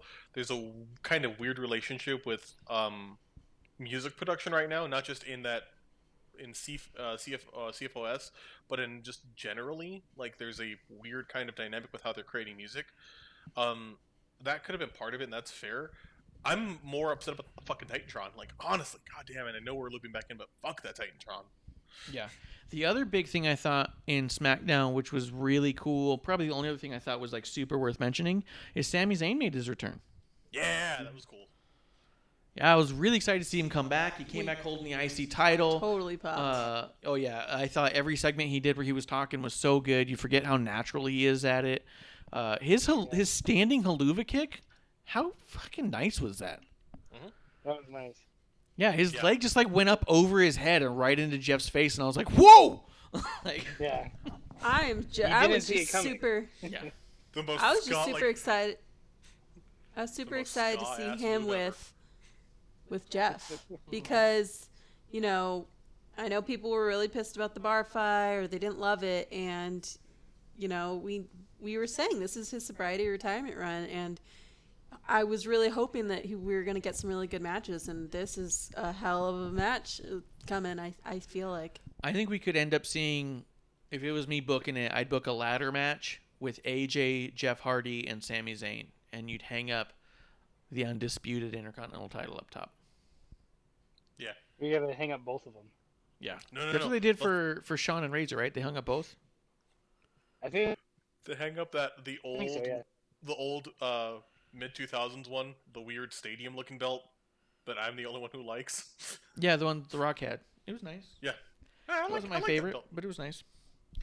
That was the time they were doing like dark blue and like dark purple for leather too, which I thought was a cool time. Yeah. But I was just really excited to see him back, and I think that if this does lead to like a ladder match between Sammy, Jeff, and AJ, then fucking book it. You know.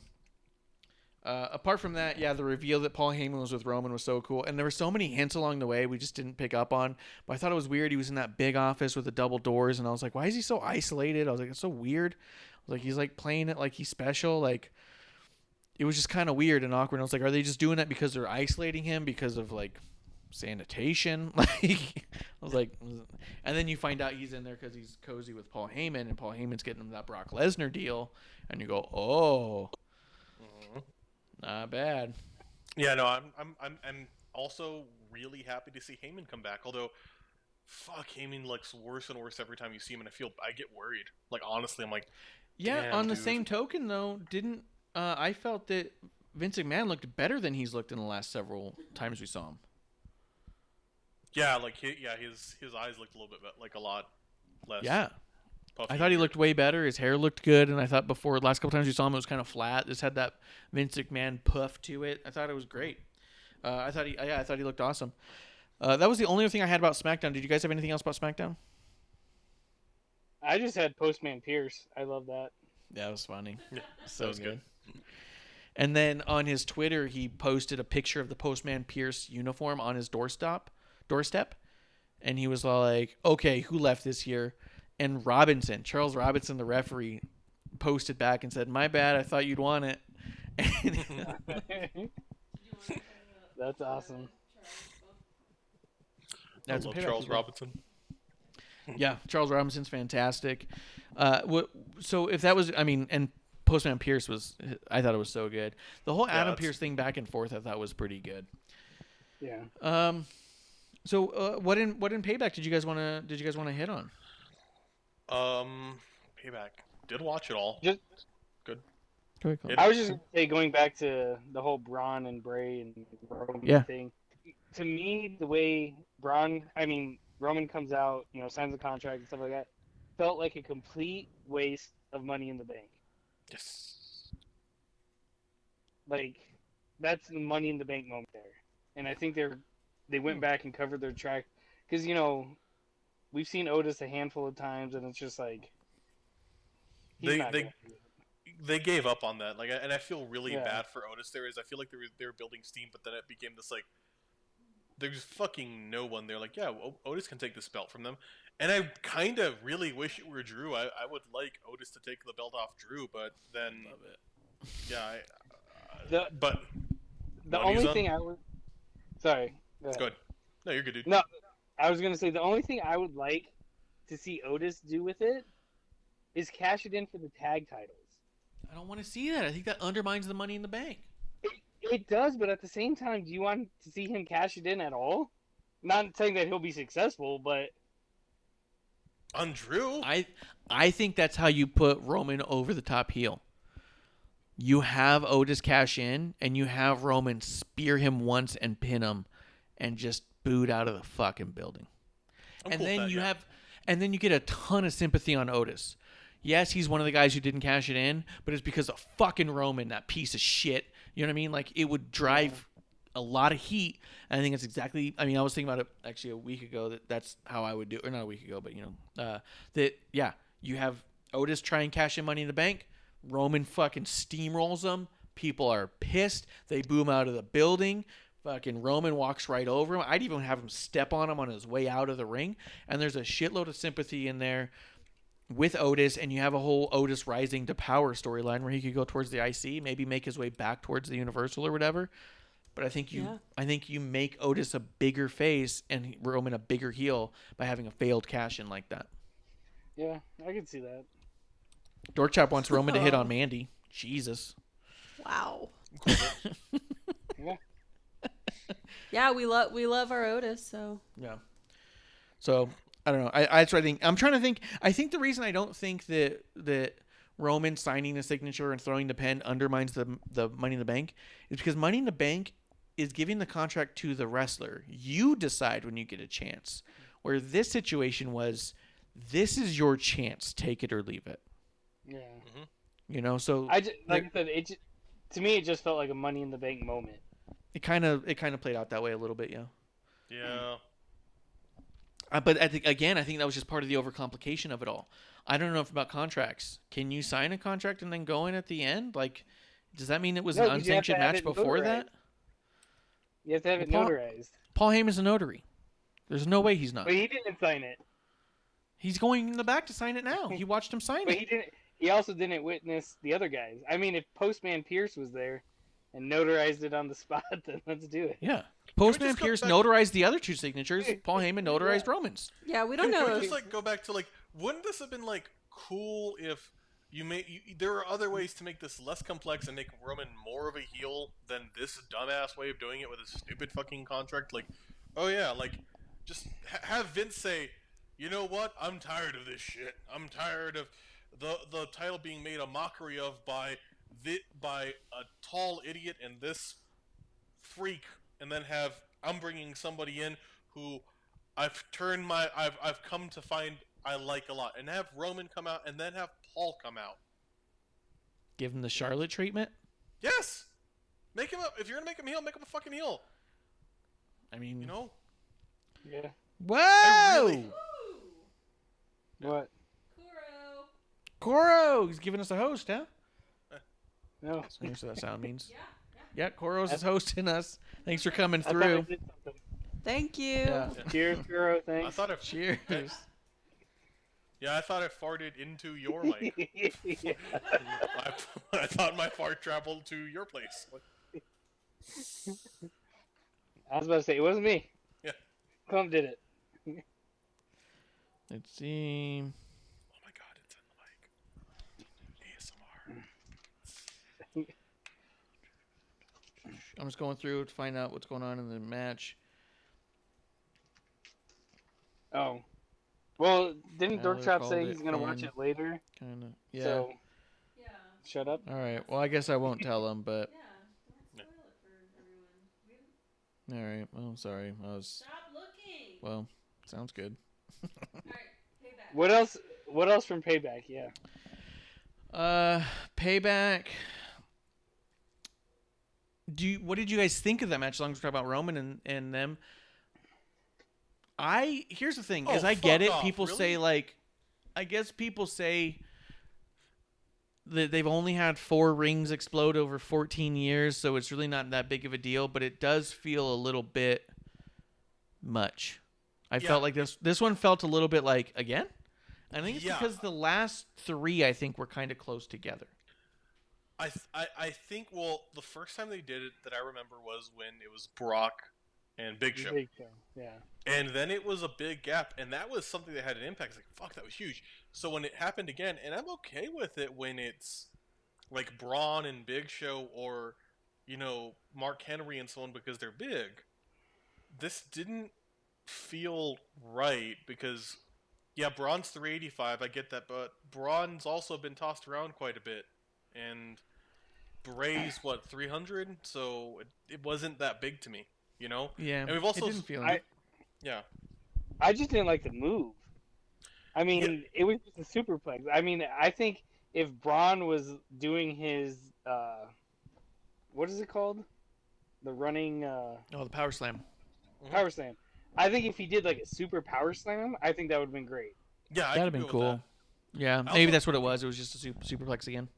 And it was just a superplex. It wasn't even a top rope superplex because when Lesnar did it to Big Show, that was a top rope superplex, which made it even more like a oh fuck moment. Yeah. Also, Charles Robinson, I love him to death. He did not sell that well. It was like, what are you talking about? He missed his initial. Like he bounced off the ropes and then like kind of jumped over them. Like, oh shit, I didn't fall. It was great. Y'all are about to get some heat. I'm just warning you. It was still believable. I disagree. He was walking around on liquid. The ring was literally moving. He gets pushed by Braun, who's falling, and so isn't able to get his full force that he's supposed to get. So he has to run backwards. He goes to catch his arms around the ropes, but then the ropes drop 3 feet, and then they kick back up over his head again. Like, if you watch it back in slow motion, that was an impossible bump. No. He missed the initial bump, and I think he was waiting for another one, and it didn't happen, and then he jumped over. Yes, I agree with Kevin. It looked like oh shit, I fucked up and he jumped. Y'all are assholes. He did his job. No. He's doing That's all I got. Get it. You guys are giving him a pass. He messed that one up. Dude, if you watch, Braun pushes him. And pushes him so weird, and he falls back and tries to catch the ropes, and the ropes just aren't there. They're moving all over the place. That was an impossible bump. Okay, it was an impossible bump. Can fuck up. It's okay. He fucked up. Dorchop says he always pops for ring destruction spot. He says that's my goofy bullshit that he loves. I just saw the results too, and I'm with you. I'm like, Yeah. Let's see. Coming in, so he said that Curl came in only for the producer lady. Very good. Fans. I'm not sure why. I'm just cursing at all of you. Yeah, she's just mad at us.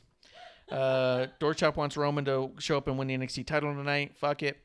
And says, it didn't help that somebody on Reddit noticed that the LED panels were missing and predicted that it was coming, so it kind of had it in the back of my mind already. He says, someone was all like, where's the LED panels? See, I didn't. I was actually watching the match, and I honestly didn't even notice Charles falling back until they said something on commentary. Like, oh, where are Charles? I saw his feet over his head, and I was all like, Jesus. I didn't know. Well, because he's so good. Most of the time, I don't even notice him. He's just kind of all over the place that I'm watching the match. So, other points of the pay-per-view, I noticed as well, like, I was like, hey, okay, one, why didn't Keith Lee go through that fucking that table? Because Keith Lee's big, which upset me. But then, so I was like, okay, there's going to be a spot for that later. And then also, when Keith Lee took a shoulder spot to the ring, why don't they have the ring with all the fun LED panels on the corners? Like, why is this an old ring? I think it's a spacing. I thought it was a spacing issue, unless it was set up that way for the whole night, just for the bump at the end. I think it was set up like that for the whole night for the bump at the end. Yeah, it could be. I 100% think that. No, because they've had the LEDs since, right? Or have they not had it in the Thunderdome at all? I don't know. I guess I don't know. I don't think Kevlar knows how to say Thunderdome. Thunderdome.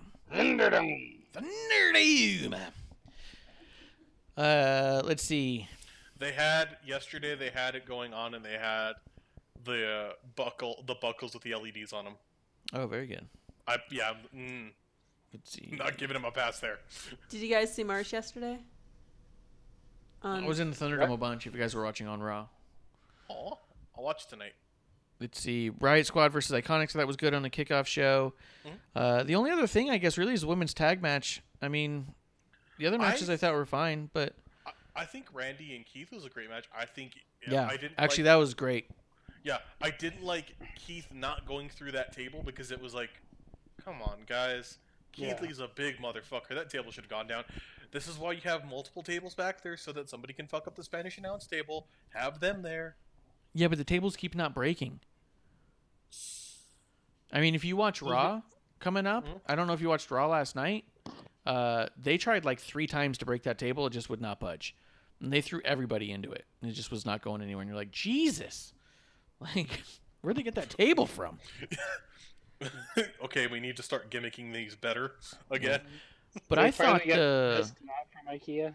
Yeah, I thought the finish for Keith Lee and Randy Orton was killer. Yeah, Keith Lee's looking like an absolute star. He's looking so good. They're doing him right. He may have goofy music, and he may be still trying to figure out his gear just a little bit.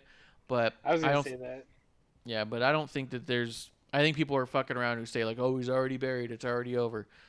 No. I thought his gear was better this time, but the music is kind of like trash. Yeah, I didn't like that wearing for that one match. That grass skirt thing was weird. Yeah. Sheamus Big E, great match. Really was I really liked that match. I was like, this is fucking good. Like I really liked it. I liked a lot of how like Big E put a lot out there that we haven't seen him do. Like I liked how he worked the knee. It made sense to me. Yeah. I liked how he kept hitting it to kind of like get feeling into it. I liked how he wasn't able to get belly to bellies at points because he was, hurt. And I was like, that's good. I liked this a lot. So I was happy. I don't like the big ending still. I think he needs a different finisher, but I thought he really showed up on this match. I felt like the big ending for the first time that I've seen it in a long time looked vicious that night. I saw it and I went, oh shit, that's a slam. Where a lot of times it just feels like they're kind of falling back. This one felt like it was a slam. I think he's starting to like put a little oomph back in it. The only thing I thought that was a great match too. The only thing I don't like about it is I don't like how they keep pairing up Big E with familiar people. Yeah.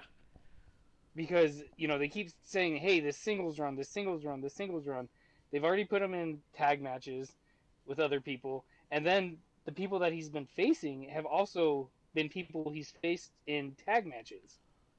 Yeah. And they need to give him somebody that, is new, basically. Yeah, I feel that same too. Like we keep seeing him with, not only have we seen him with Sheamus when they were in the bar a bunch, but now we're seeing him a bunch with Sheamus one-on-one and a bunch of times in a row. Yeah. It feels like they're only putting him with people that he's familiar with. And even though he's going one-on-one, it still, to me, doesn't feel like a one-on-one. Yeah, it doesn't. Like a singles run, I should say. Yeah, and then to make it matters worse, on SmackDown, they had him in a tag match.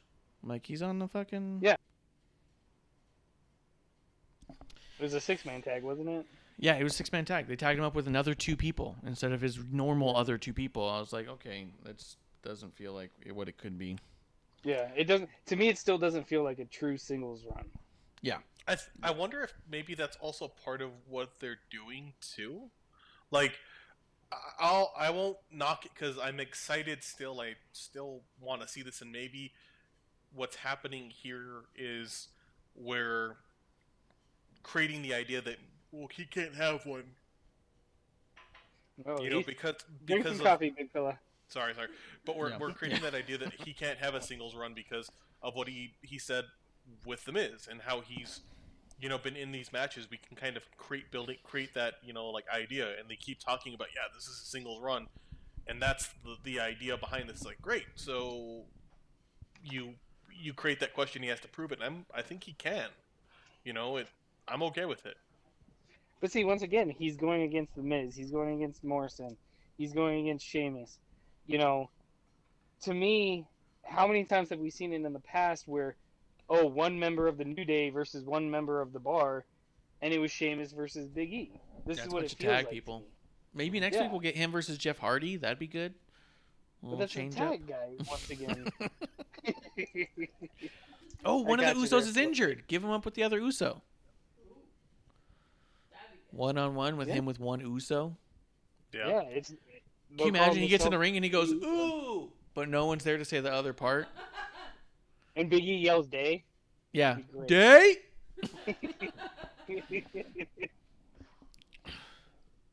But once again, and this is, going back to entrances and stuff like that, I think he needs something completely different.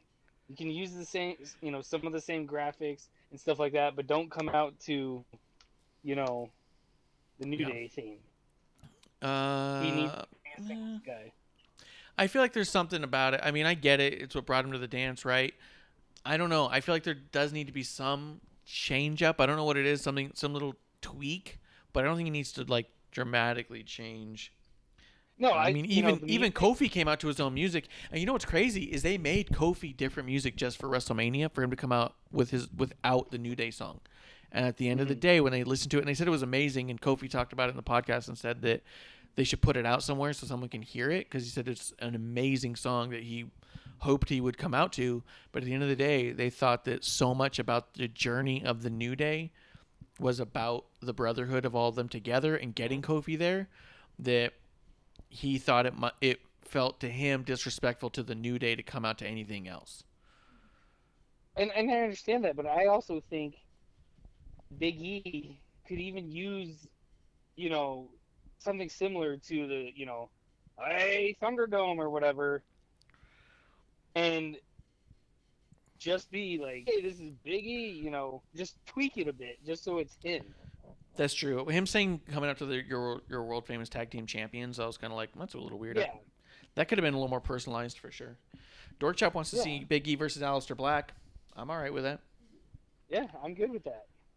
Yeah, that'd be good. But just somebody that's not a tag team member. Yeah. Yeah. Somebody that he hasn't faced one-on-one before, just, I don't know. It just, like I said, it just feels like a normal half of this tag team versus half of this tag team. They should bring back the Ascension to do one-on-one matches with Big E. I'm for it. Let's do it. Let's do it. What'd you guys think of the finish of the women's tag match? I didn't like it, truthfully. It was unique. It was cool. But I really didn't like it because it just made Shayna this all-powerful thing that can take out both women's champs or former women's champs. I liked it a lot. And the reason I liked it, I had to think about it because I watched a lot of wrestling.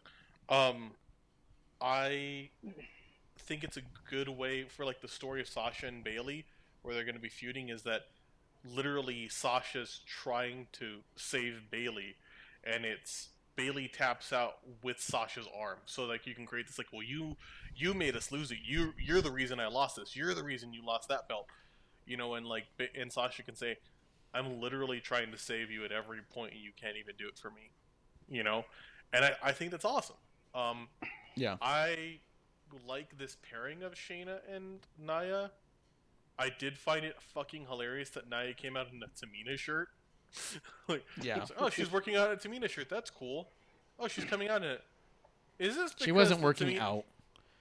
Fuck. She started a hopping champ, and that's not my fat joke. My fat joke's gonna be, hey, is that like the only shirt they had in her size? I had a fat joke ready, okay, champ? God. Yeah. She started like two-stepping. I'm working out. Oh, fuck out of here. She's moving things, she's moving a lot of things. Maybe that's just residual jiggle, but. Boom. I don't think that. It was funny when I heard when I saw the finish. I was like, fuck that, it's bullshit. And I was like sitting there going like, it was pretty good though. Like it definitely got where we were going. Because the other thing is that Bayley and Sasha were not painted as undefeatable champions who were just better than everyone else. They were painted as women who kind of had enough and wanted to be on top no matter what that took. And yeah, if you're faced one-on-one with a serious fucking threat, it's going to probably be a challenge. You know what I mean? They were using those fucking snarky games this whole time. So I didn't have a problem with Shayna being painted that way because she's been painted that way before. The only person who's gotten a clean win on her, I think, is Becky, which no arguments there. Yeah. But I do think that showing Shayna as the submission magician on a big platform like that was really good. It's a positive because we haven't seen a ton of her just being that dominant to people of that note in a fight, right? So we saw Elimination Chamber where she just like choked out everyone one at a time. Just choke out, choke out, choke out. And you're like, okay, you're the magician of chokeouts, right? Because her slogan's been submission magician. Then we see something like that where you're like, wow, you've got her tied up. You're choking out the other person, and then you see a breakup about to happen, so you grab that person's arm and choke out their partner with their arm. Like, okay, I can buy in a little bit to you that you're a fucking conniving threat, that you see things that other people don't see, I think it, Shayna coming in has been this on and off thing of like, well, we hear about how fucking dominant she is, but like we haven't seen it. So this was awesome. It's like, oh yeah, this is fucking why she can fuck everyone up at once. Yeah, and remember when she was in NXT breaking people's arms with like kicks and arm bars and stuff and stomps? Yeah. And then she gets to the main roster and she was breaking people's arms with the steps and a chair. And you're like, everyone breaks arms that ways. What made you so different was you broke arms physically with your bare hands. Yeah. You know? See, I think, to me, I didn't like that Bayley was the one to tap out. I know, but it needs to happen for the story. It makes sense for the story.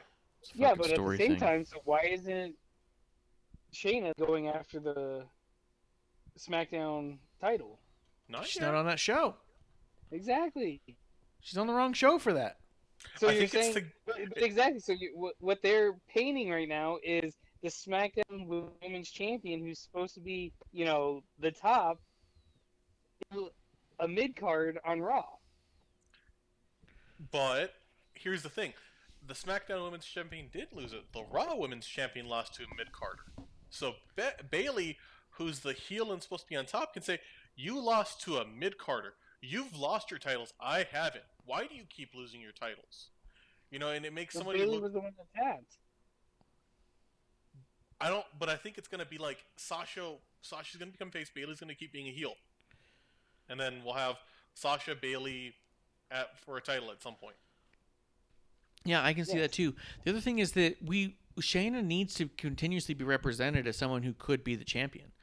And having the tag titles needs to not feel like a step down, but just a step towards a different story. Like let's not forget, she was in WrestleMania for the Raw Women's title. That was her. I mean, that was not that long ago. So for the idea that she could beat a SmackDown champion is not, it's not crazy. And it was during a tag match with a bunch of other factors at hand.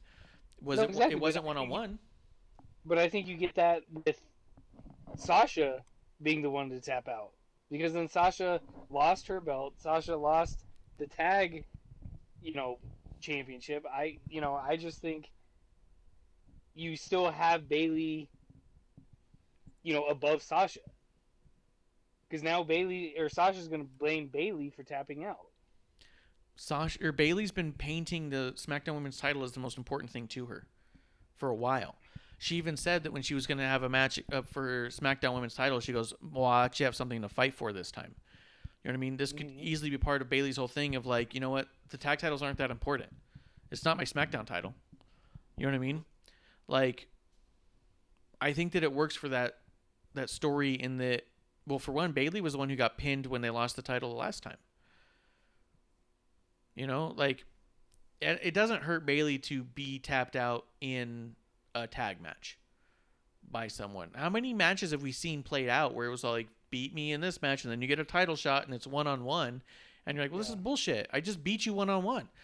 But they do a lot of story where someone gets a pin or sneaks a win over somebody in a situation where it's like, and you're the champ, I want a title shot now. You know what I mean? Like, I beat the champion, and it's like, okay, well, hold on. You know what I mean?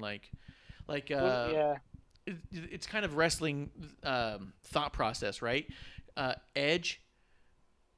Beth Phoenix did a interview with Corey Graves after the bell, and in there she said that Edge will still bring up when they're having an argument that officially on WWE books, he's beat her in a match and she's never beat him because he technically won the Royal Rumble that she entered.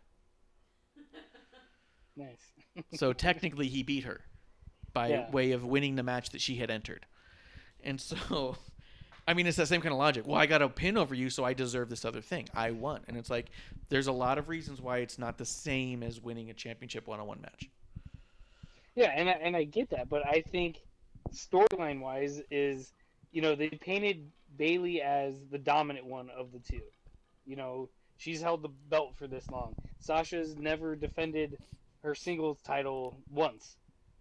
I think it would go more towards the storyline if Sasha was the one to tap out, and Bayley sitting there being like, "Yo, you're quitting on us. You're quitting on everything."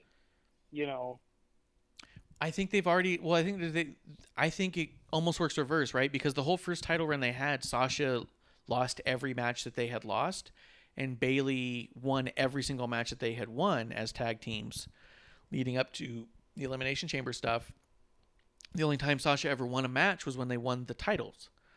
You know, I think they've already painted Bayley as a more winning person than Sasha, which is I think why Sasha can hold a bigger grudge for Bayley tapping out. You gave up, and you don't give up. You never do. You know what I mean? And you just threw away our titles because they don't mean anything to you. You know what I mean? I felt them Like, to be immediate. Say what? I said I would have liked the tap out to be immediate. Like as soon as Just it was like, put yeah. Oh, I Immediately, heard just like, out. yeah. Ah, fuck it. Yeah. I have something else to play for. Yeah. Yeah. And I think it's kind of where they're going with it. And I think that it's like you hold on for a minute, and then after, you know, you live to fight another day, Saxton. You know, as people tell him all the time because they're fucking with Saxton. But I think that for storyline, I think it moves it along pretty good. And like I said, it makes... This was the type of win we needed Shayna to have before going into WrestleMania. Because remember, she was getting there in these like dominant, boring ways. This is a dominant, exciting way. This would have made the Mania match, you know, people would have talked more about it, you know? Yeah. Like this would have been like if she went into the Elimination Chamber, which we're all like, yeah, she gonna fucking win that, and she like went in and like beat, like it was a 3-minute match. She just like literally fucked people up and waited, or came in and waited for people to come in and just like I would love to see like an Elimination Chamber match where she just kind of like is dominating everyone and waiting for them to get in, and you're like, why isn't she pinning? And then she just starts choking people out in like tandem, or is like, cool, now I can do it. Like she's just playing with everyone. That would have been way cool, but no, we got way better. Yeah.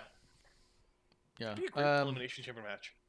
Was there anything else in Payback that you guys wanted to talk about? Anything else you wanted to bring up? No. Yeah. I mean, it was to me, I think overall, in talking about the Payback, it was a great pay-per-view. I think it was a great pairing to SummerSlam. I think it was...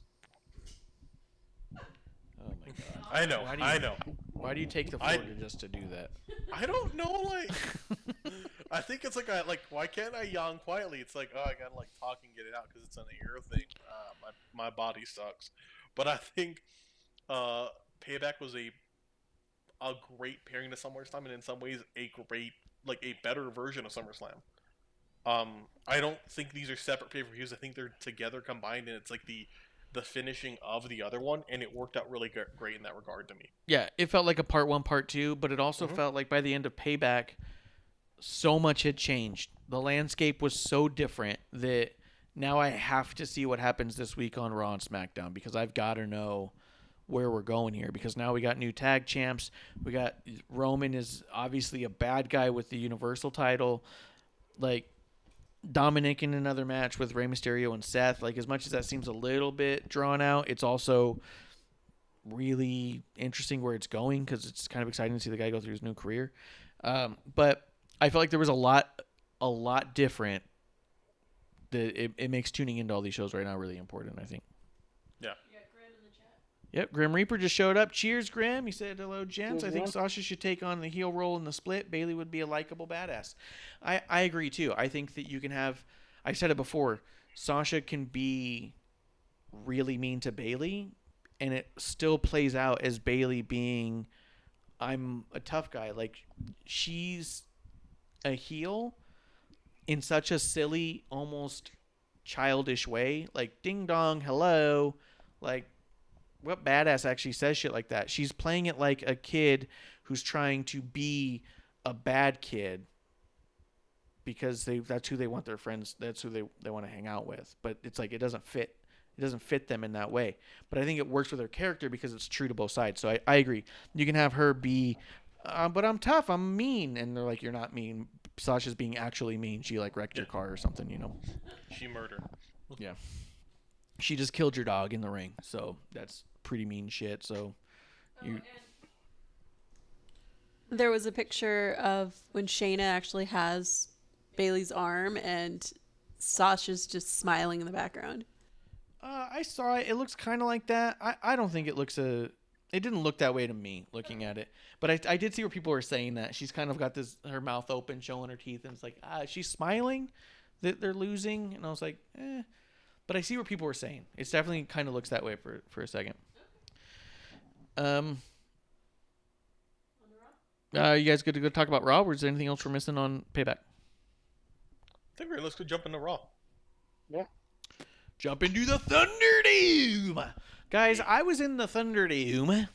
Yes, you were. On Payback and Raw. And the SmackDown before and the Raw before that. And their test thing. I've been in the ThunderDome about 5 times now. The Payback ThunderDome was awful. Oh? I heard that from a few people. It was the worst experience. Behind. Yes. What happened? I was 8.5 minutes behind twice. Because I had the network on in the back. Because I was like, well, I want to see, alternative. I had it on so when the producer got done with work, because she's working from home from the back, she'd come out, sit down, and be able to watch, and I'd still be in the ThunderDome and stuff, and that way it wasn't a big deal. But I noticed that, the Big E match is still going on, and Corbin's making his entrance. And I was like, what? And our speeds are, the highest you can get for residential. So it wasn't on our end. Yeah, we're just not the only thing keeping us is being a legitimate business. I ran a speed test while it was happening because it was the choppiest I'd ever seen it. It was an absolutely horrible feed. The audio was actually being distorted. People were talking like, back to Baker. And you're like, what? I was just you were drunk. Yeah. I was like, I need more beers for this. Yeah. I ran a speed test during that show and was pulling down 933 megabytes per second. God damn. So almost a gig a second.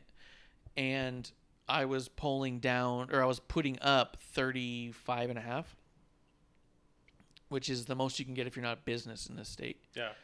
So I was like, well, it's not me getting a bad feed. They're just giving me a bad feed, and it was awful. Mm-hmm. So you could literally watch people responding to something that happened 10 minutes ago. There was times where, I saw people cheering when someone wasn't doing anything or when the bad guy was winning and then booing the other way. And I was like, well, it's because 10 minutes ago at this time, Big E was winning. You know what I mean? It was bad. It was so bad. And so we went ahead and did Raw. And I told producer, I was like, this might be the last time we do ThunderDome. I just want to see what it's like. But during the Payback one, it was so far behind. It was so bad. One of the things that was happening in ThunderDomes before, which made it kind of worth it too, was superstars would pop in and say hi to the fans. Say a little thing here and there. Street Profits comes in and just cuts a promo. That's all they seem to know how to do. And then Payback had none of that. There was literally zero benefit to being in the pay-per-view ThunderDome. To be quite honest, I will never sign up for a ThunderDome if it's at a pay-per-view. I gain nothing. Not only is my feed behind, but I'm not seeing it clearly. I can't follow along. I'm missing stuff. It's choppy. And nobody's even interacting with me. There was only twice that the producers even said anything. And one of it was like, hey guys, keep your face in the middle of the frame, okay? And then just went away. And I was like, yeah, when I heard that, I didn't know because I hadn't been watching. I came back from work, and I honestly thought it was an advertisement. Yeah. So I looked over and I was like, wait, who is that? Yeah. And he had to explain to me. It was his producer that was snapping at some snippy. people. But there was no benefit. No superstars came in. Now, previous to this past Monday, you'd only hear them. The audio would come over and be like Ziggler being like, hey guys, I'm gonna do some pretty tough shit in Raw Underground, so check me out, And then they'd be like, oh, I see you over there booing me. And, they would seemingly talk to fans. This Monday, the feed was much better than the Payback one. And not only did people come in and talk, but they were actually on the video this time. They were in front of a WWE logo backdrop. So you'd actually see Mickie James pop up and say something. That was cool. Yeah, and then all of a sudden she goes, oh my God. And she grabs R-Truth, who was walking by. And he's walks into the camera frame with a mask on and a coffee in his hand. And he's all like, Hey. Yeah. Hi. But it was pretty cool. A few people did that. A few people jumped in and were visible. You could see them. And I was like, okay, that's cool. During the matches that cut to commercial, they don't cut to commercial. They let you watch the matches that plays through the commercial. So it does feel a little bit more like being in a live event. So there's a benefit there to watching the weekly shows. But at this point, to put a cap on it, I don't see any value in doing ThunderDome for a pay-per-view. And to be quite honest, the value at this point for the SmackDown was so little. Only 1 star came in at all last time, and it was really early on for just a brief second. I think I'm only really going to sign up for Monday Night Raws because then I can watch it 3 hours early because you get the East Coast feed. Nice. I just think that's where I'm at with it, and that's talking from somebody who's been in 5 of them at this point. That I think to me the only value left is Monday Night Raw. That sucks, man.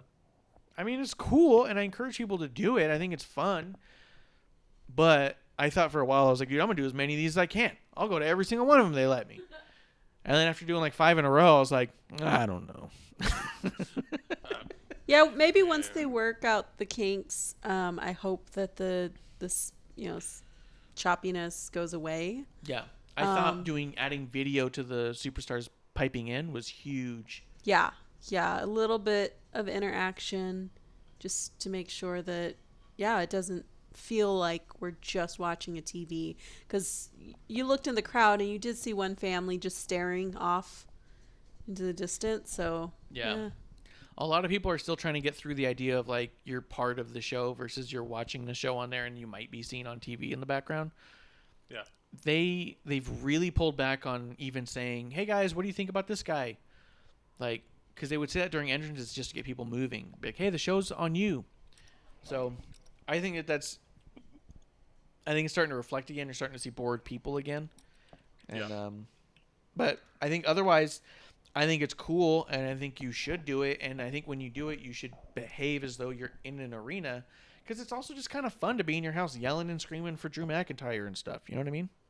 Except and not I for still, Drew McIntyre. I still really love the set. I love the pyro. I love the lights. The lighting is just so phenomenal.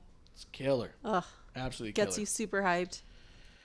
But I just wanted to say that about ThunderDome before we got into Raw. So thank you guys for letting me have the floor that long. Sorry about that. Of course, dude. Is there a reason why neither of you guys have done the ThunderDome? You guys too broke? I didn't know how to do it. I don't care to do it, really. Yeah, it makes sense. Yeah, I understand all that. I don't think I would provide the appropriate level of reactions. It's because you watch wrestling with no pants on. That is also fair. Yeah. Let me get up. Oh, there's an ass! Yeah. I was wearing my Sam Roberts Shill t-shirt, so when you're watching Monday Night Raw, if you watch Keith Lee and Dolph Ziggler, and I believe Mickey and Lana, you can see me right back there, and it just says Shill real big on my shirt. I'm all like, hell yeah. I think, did they have any... I noticed at Payback a few people were wearing AEW shirts, and I was like, oh, cool. Like, I don't have a problem with it either way, you know? Yeah. Well, I mean, mine said Shill. So it didn't say like didn't say Sam Roberts Giant. It just said Shill. And when you really break it down, it's kind of a funny thing that they could have for WWE too. People call WWE fans Shills all the time. So it's fine. I don't think that they had. I mean, obviously they put me on camera more, and I wore the Shill shirt than either of the times I wore Bailey shirts. And was it producer ended up on the show with it when you're wearing, I think it was a Fiend shirt. Yeah. I mean, so we've worn it all, and to be honest, we got more camera time wearing a Not Sam shirt than we did any of the WWE stuff. So I don't think that the shirts they're really. I got a lot of time on SmackDown. On SmackDown, you were in that one entrance, so the right angle would show you. But on Monday Night Raw, I was on 3 different screens. So 2 different camera angles, 3 different camera angles showed me. No, there were other times I was on. That's the only one that you saw, but I saw myself. I kept trying to point out different shots. Yeah. Sorry, my bad. I guess I fucked up big time. Always. Sorry about that one, guys. What a turd. Wow. You got turd. Yep. Fucking turd.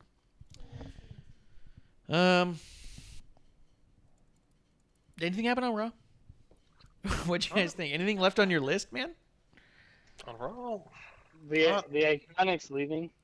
The Iconics have split up. They are no more. As stated by the stipulation, loser of the match is no more. Wah, wah, wah. The only thing that got me with that is it felt like completely rushed. Yeah. That match seemed kind of scrambled. Yeah. It was like, all right, loser breaks up, and I was like, why? Like. Yeah. You know. It wasn't. Okay. Yeah, they didn't really talk a lot about that. They don't need a reason. Did you watch the kickoff show for Payback? No, I didn't. So. There was a little bit of that in there where the Iconics were trying to fool Liv into thinking that Ruby was like purposefully not tagging her and trying to like actually hitting her. Like they would hit her behind her back, and the other one would get behind Ruby and be like, "It was her. She hit you." And there was this whole thing of like, "Just leave. She's not your friend. You guys aren't a real team. You guys don't belong together." And almost got Liv to leave the match, and then ultimately they won. And so there was a little bit of that psychology of like, we're a true team and you're not. So I get how they got there mentally, but they didn't really get there with the story too great. Storyline, yeah. And They then the could've other definitely thing, done a couple things. the other thing that got me with that is that, to me, it was 100% obvious it was going to be the Iconics.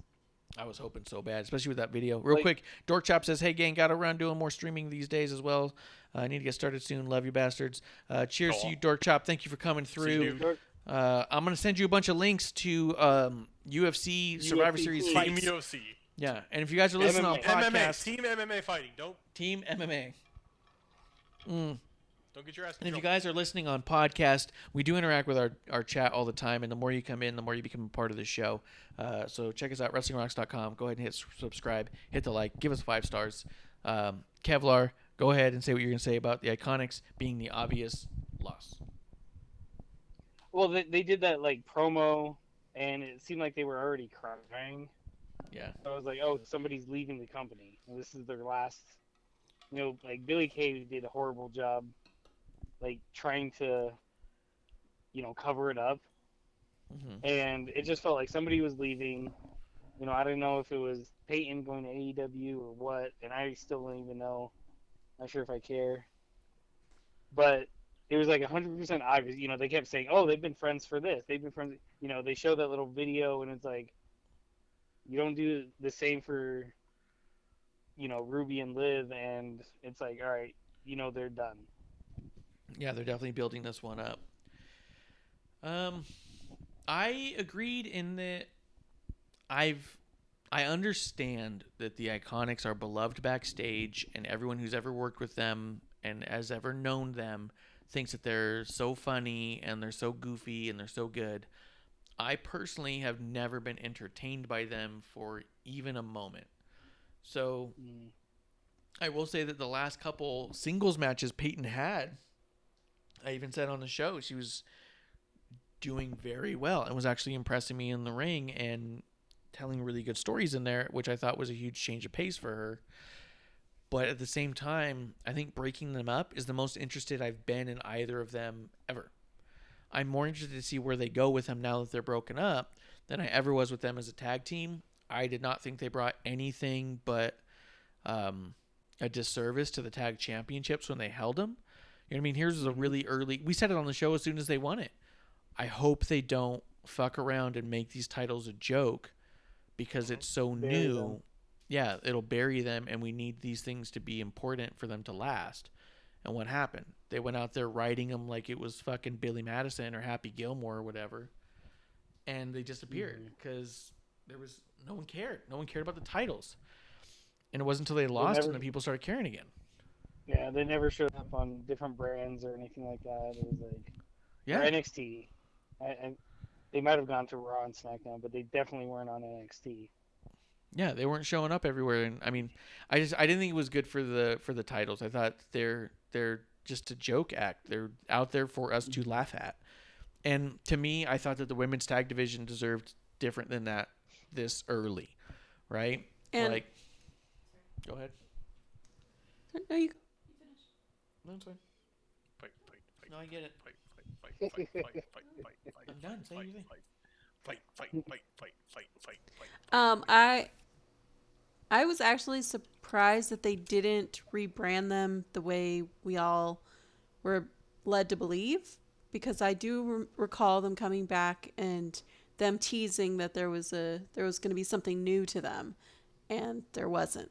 So I think maybe, I don't know, maybe something didn't pan out. Yeah, maybe. It really, yeah. I hate to say it because it's like I'm not trying to shit on them at all. I'm just saying that I'm more interested now than I've ever been, because with as much as people want to, here's the thing. I think we talked about it before.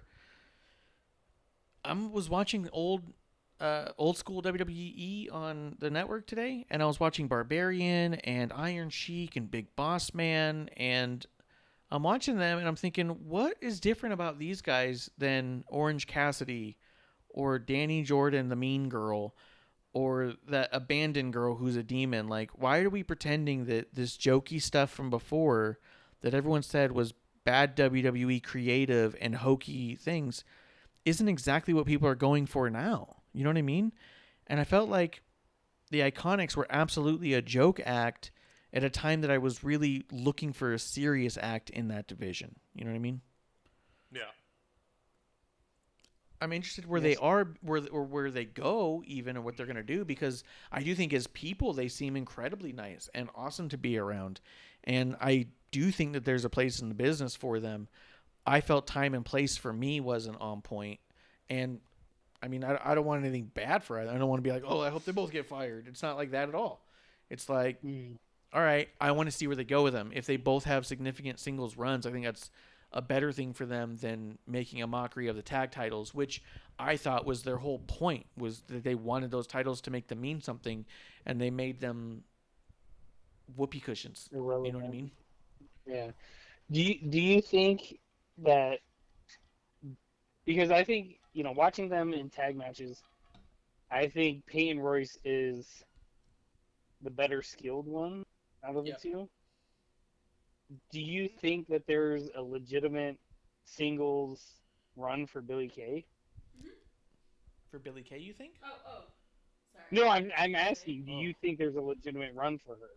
I know. I was saying Besides, no, like, not at all. And producer went, and I went, oh shit! What Well, have you seen? Well, I think possibly if she took a managerial role, I could see maybe not as goofy, but if she went I would be interested if she went serious. If she stays goofy as a manager, I'm okay with that too. If she stepped aside of the ring and had like a Zelina-like faction of like, I can take you girls somewhere. Yeah. Like if she managed the Riot Squad, that wouldn't bother me. I can make you iconic.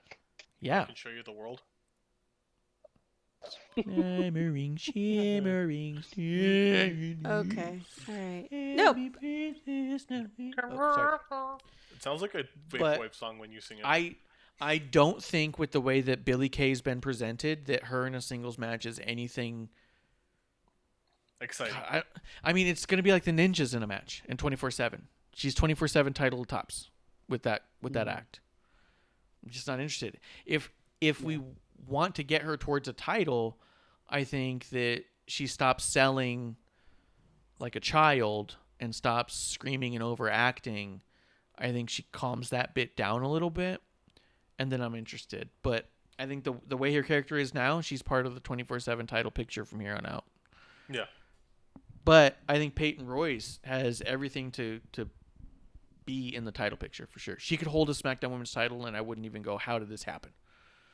You know? Yeah. Well, see, when they lost, and like I said before, I saw it coming, it felt almost to me, and I'm not saying Peyton's going to, get to these levels, but it felt like the Rockers breaking up with Shawn Michaels and Marty Jannetty, and I'm like, oh, Billie Kay's the Marty Jannetty. Yeah. Yeah, but the thing is no one thinks Billie Kay's gonna. I mean, I haven't seen anybody online say Billie Kay's got a real future as a single star. Everyone online, everyone I'm seeing talk about it is saying, well, what's gonna happen to Billie? No one thinks that she's a standalone act. And I'll tell you this: if that's what it takes for her to get fired up and become one, I'm here for it. I don't want to root against either one of them. Like I said, they seem incredibly nice as people and good people. They seem like honestly just good humans that you want to succeed. If everyone's saying online that I don't, and even us here, to be quite honest, I'm not going to pretend we're not saying it. If we say we don't see a singles future for her, she's just going to disappear one day. Fuck, let that fire you up. Shut us all up. Yeah. And I will root for you every step of the way for that. I would love for you to shut me up. Or I could also just shut up, I guess. But I think that, it's not in my nature. But I think that everyone expects a lot out of Peyton, and no one's expecting anything out of Billie. And I think that actually gives Billie the leverage and the potentially the motivation to do something. Yeah. Yeah. I agree with that. Yeah. Like I agree with that. I think like I've liked them, but I could see more development out of it. So I'm kind of excited to see where this goes. You know, Yes. it may be something where I'm just kind of like, okay, well that didn't work out, but I don't think that they can go wrong, because the other thing is I feel like if challenged, they'll just be like, cool, I'm gonna do this differently, and be like, oh yeah, this is fucking tight. I like this. Yeah. You know. Yeah. No, absolutely. I'm very interested in see what happens with either of them at this point. Yeah.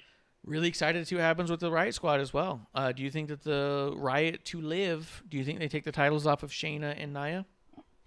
I don't think so yet. I think, well, or if they do, it's gonna be it'll be to split and have Shayna kind of come in and be more toward the top. But I don't think so. I kind of want Shayna and Nia to hold this for a little bit.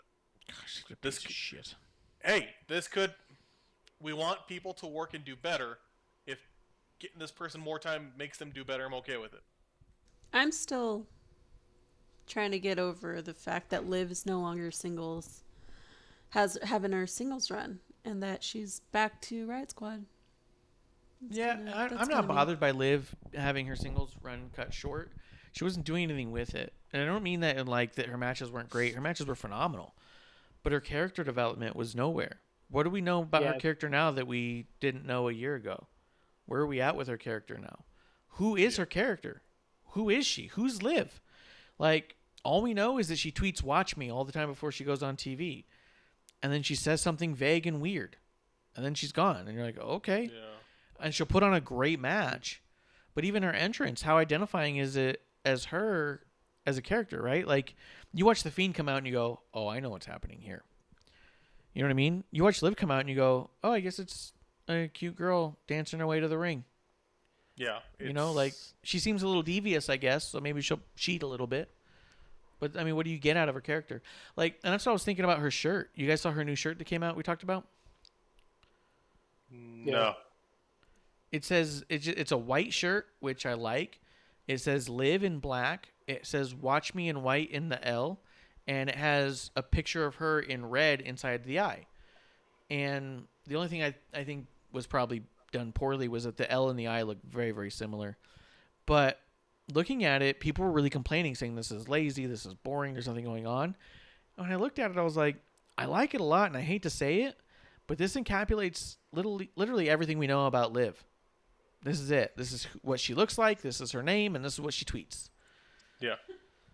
Like, I'm sorry, but her character's not that deep yet. And I think she can get there. But I think if right now she needs to work with someone like a Ruby more, or work with some of the tag teams, maybe that's what it's going to take for her to get there. Maybe she just wasn't ready for that singles run yet.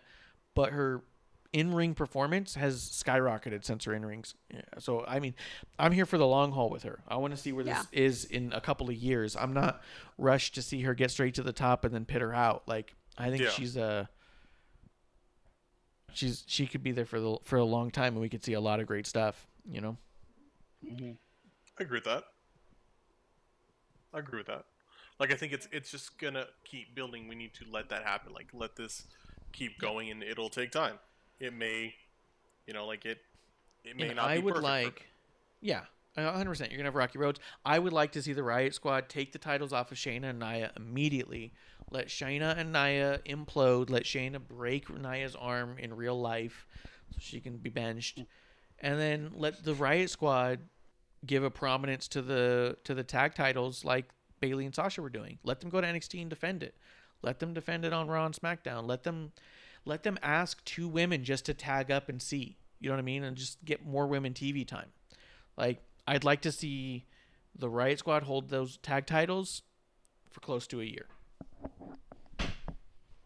Well, I definitely think they need to separate the tag titles from the women.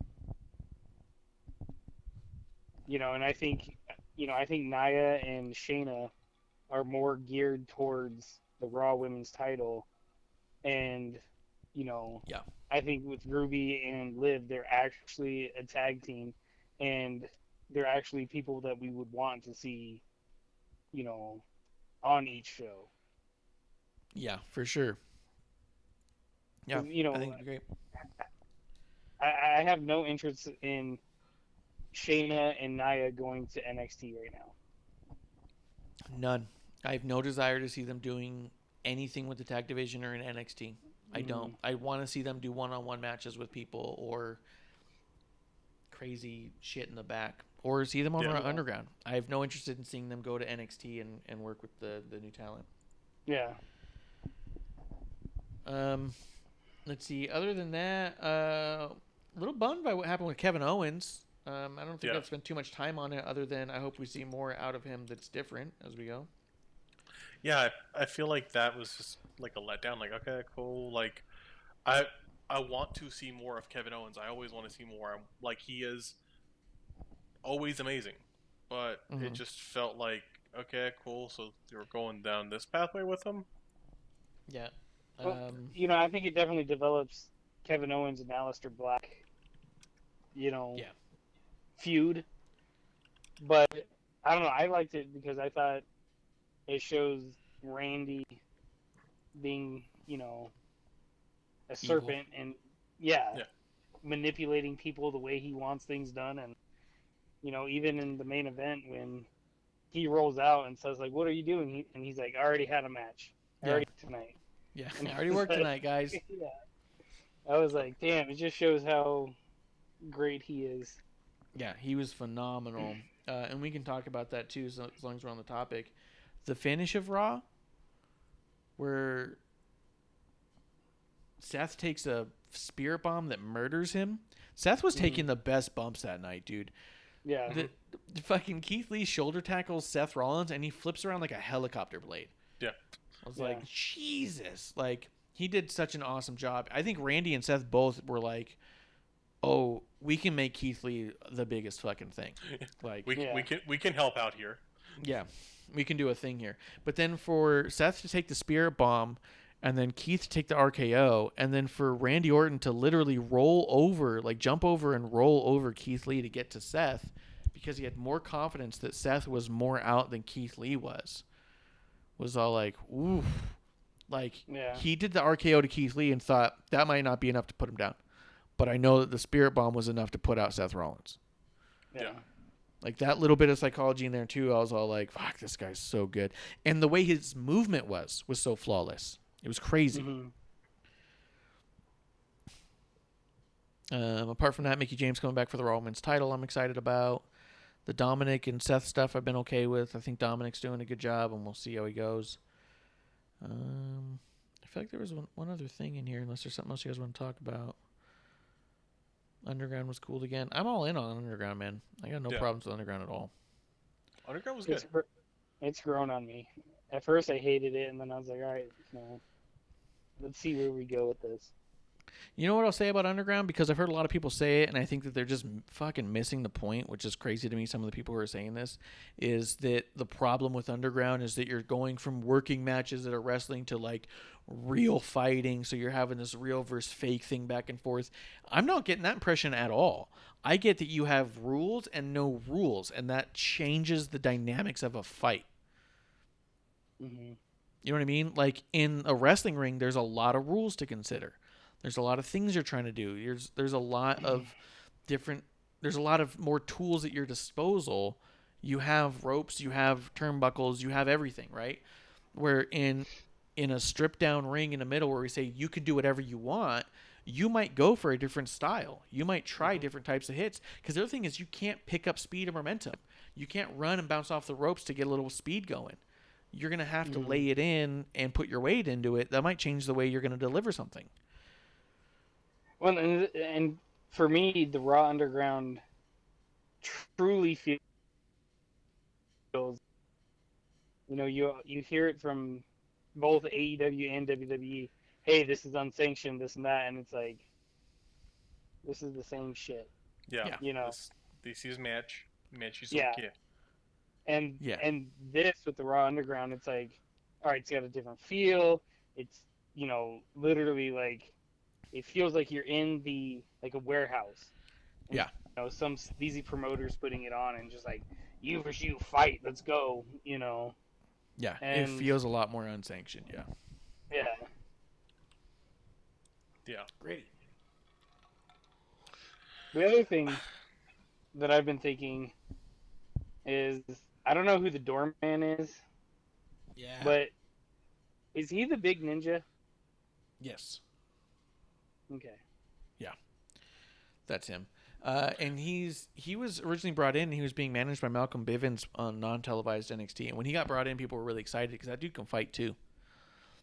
So I know they're using him as a doorman right now, but hopefully it's just because they're training.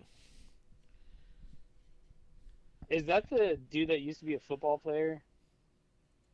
Maybe. I don't know. Well, all I the mean, backgrounds. I'm sure he's probably a football player, but no, there was a big thing about a big football player coming in, and he went to NXT and stuff like that, and then I never heard from him. It could be. It could be him. I want to say he went to UCF even.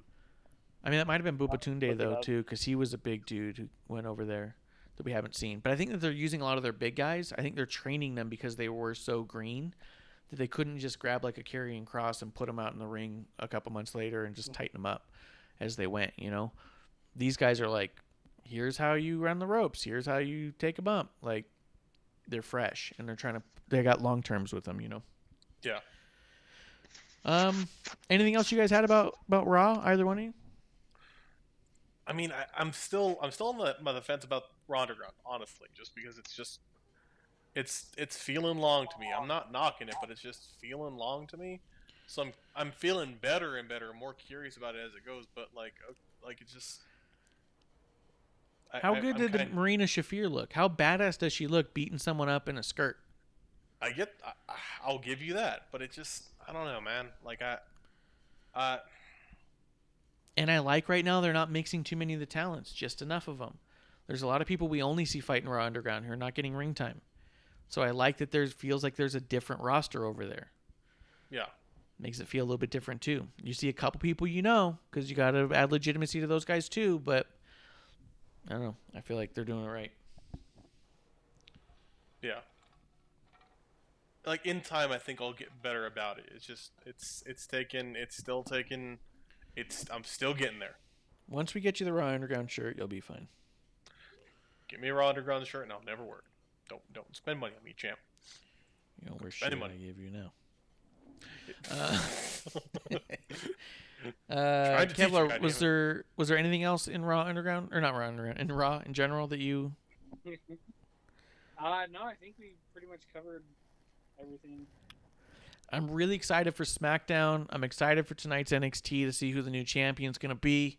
So you guys should tune. Well, actually, if you guys listen to some podcasts, you already saw it. Wasn't that crazy? That was wild. Woo! NXT, am I right? Oh, so happy. Yeah. Yeah. SmackDown. I'm really excited about SmackDown. I really want to see where we go with Alexa Bliss and The Fiend. That's the next big storyline I'm excited to see. I like what they're doing with Alexa and putting in the one dread, snapping on Nikki, watching The Fiend fight longingly. Like, I'm liking where this is going right now, and I like that it's kind of a slow build. Retribution needs answers now. We don't know any reason why they're here or not. I feel like the Alexa's a slow build where we're getting little answers as we go, and I think that's how you do it. That's how you keep someone interested. You know what I mean? Yeah. Yeah. Really enjoying Braun's new character. Braun, I'm totally on board with his new everything. And his new special is really, really good. Highly recommended. Yeah, there's a Chronicle Braun Chronicle on new WWE Network. And I'm actually really excited about seeing more of Roman Reigns and Paul Heyman together. Like, yeah. I think SmackDown's going to be the show to watch this week. I really do. Yeah. Oh, yeah, 100%. I think, yeah, I'm excited for SmackDown more than anything right now. Nice. And then Wednesday night we got AEW again. You guys excited for the Mimosa match? Sure it's on Wednesday? I'm not watching the fucking Mimosa match. I'm done. I'm definitely watching that. I quit. Yeah. Quit. It's happened? Yeah. Mimosa match. I think that's it. I don't think I have anything else. Yeah. Nope. I think we're good. You guys are good? Awesome, guys. Well, That's the end of our first show. You guys made it through the first show. Every show is our first show. That's the thing. No matter how many years we're doing this, we cannot get it right. Check us out at WrestlingOnTheRocks.com. It's got all of our social medias. It's got our pro wrestling tees. It's got everything. If you're listening on podcast, give us a subscribe. Give us the 5-star reviews. All that stuff makes a huge difference in our ability to keep doing this. And like it or not, we're just going to keep doing it either way. So you might as well help. I think that's it, guys. Just give up and it helps out. Yeah. That's it. We'll see you guys next week right here on whatever platform you're watching me on, I suppose, or listening. Either of those things. So that's good. That's a good catchphrase to end it, right? Last call, guys. Cheers. Cheers. See you guys.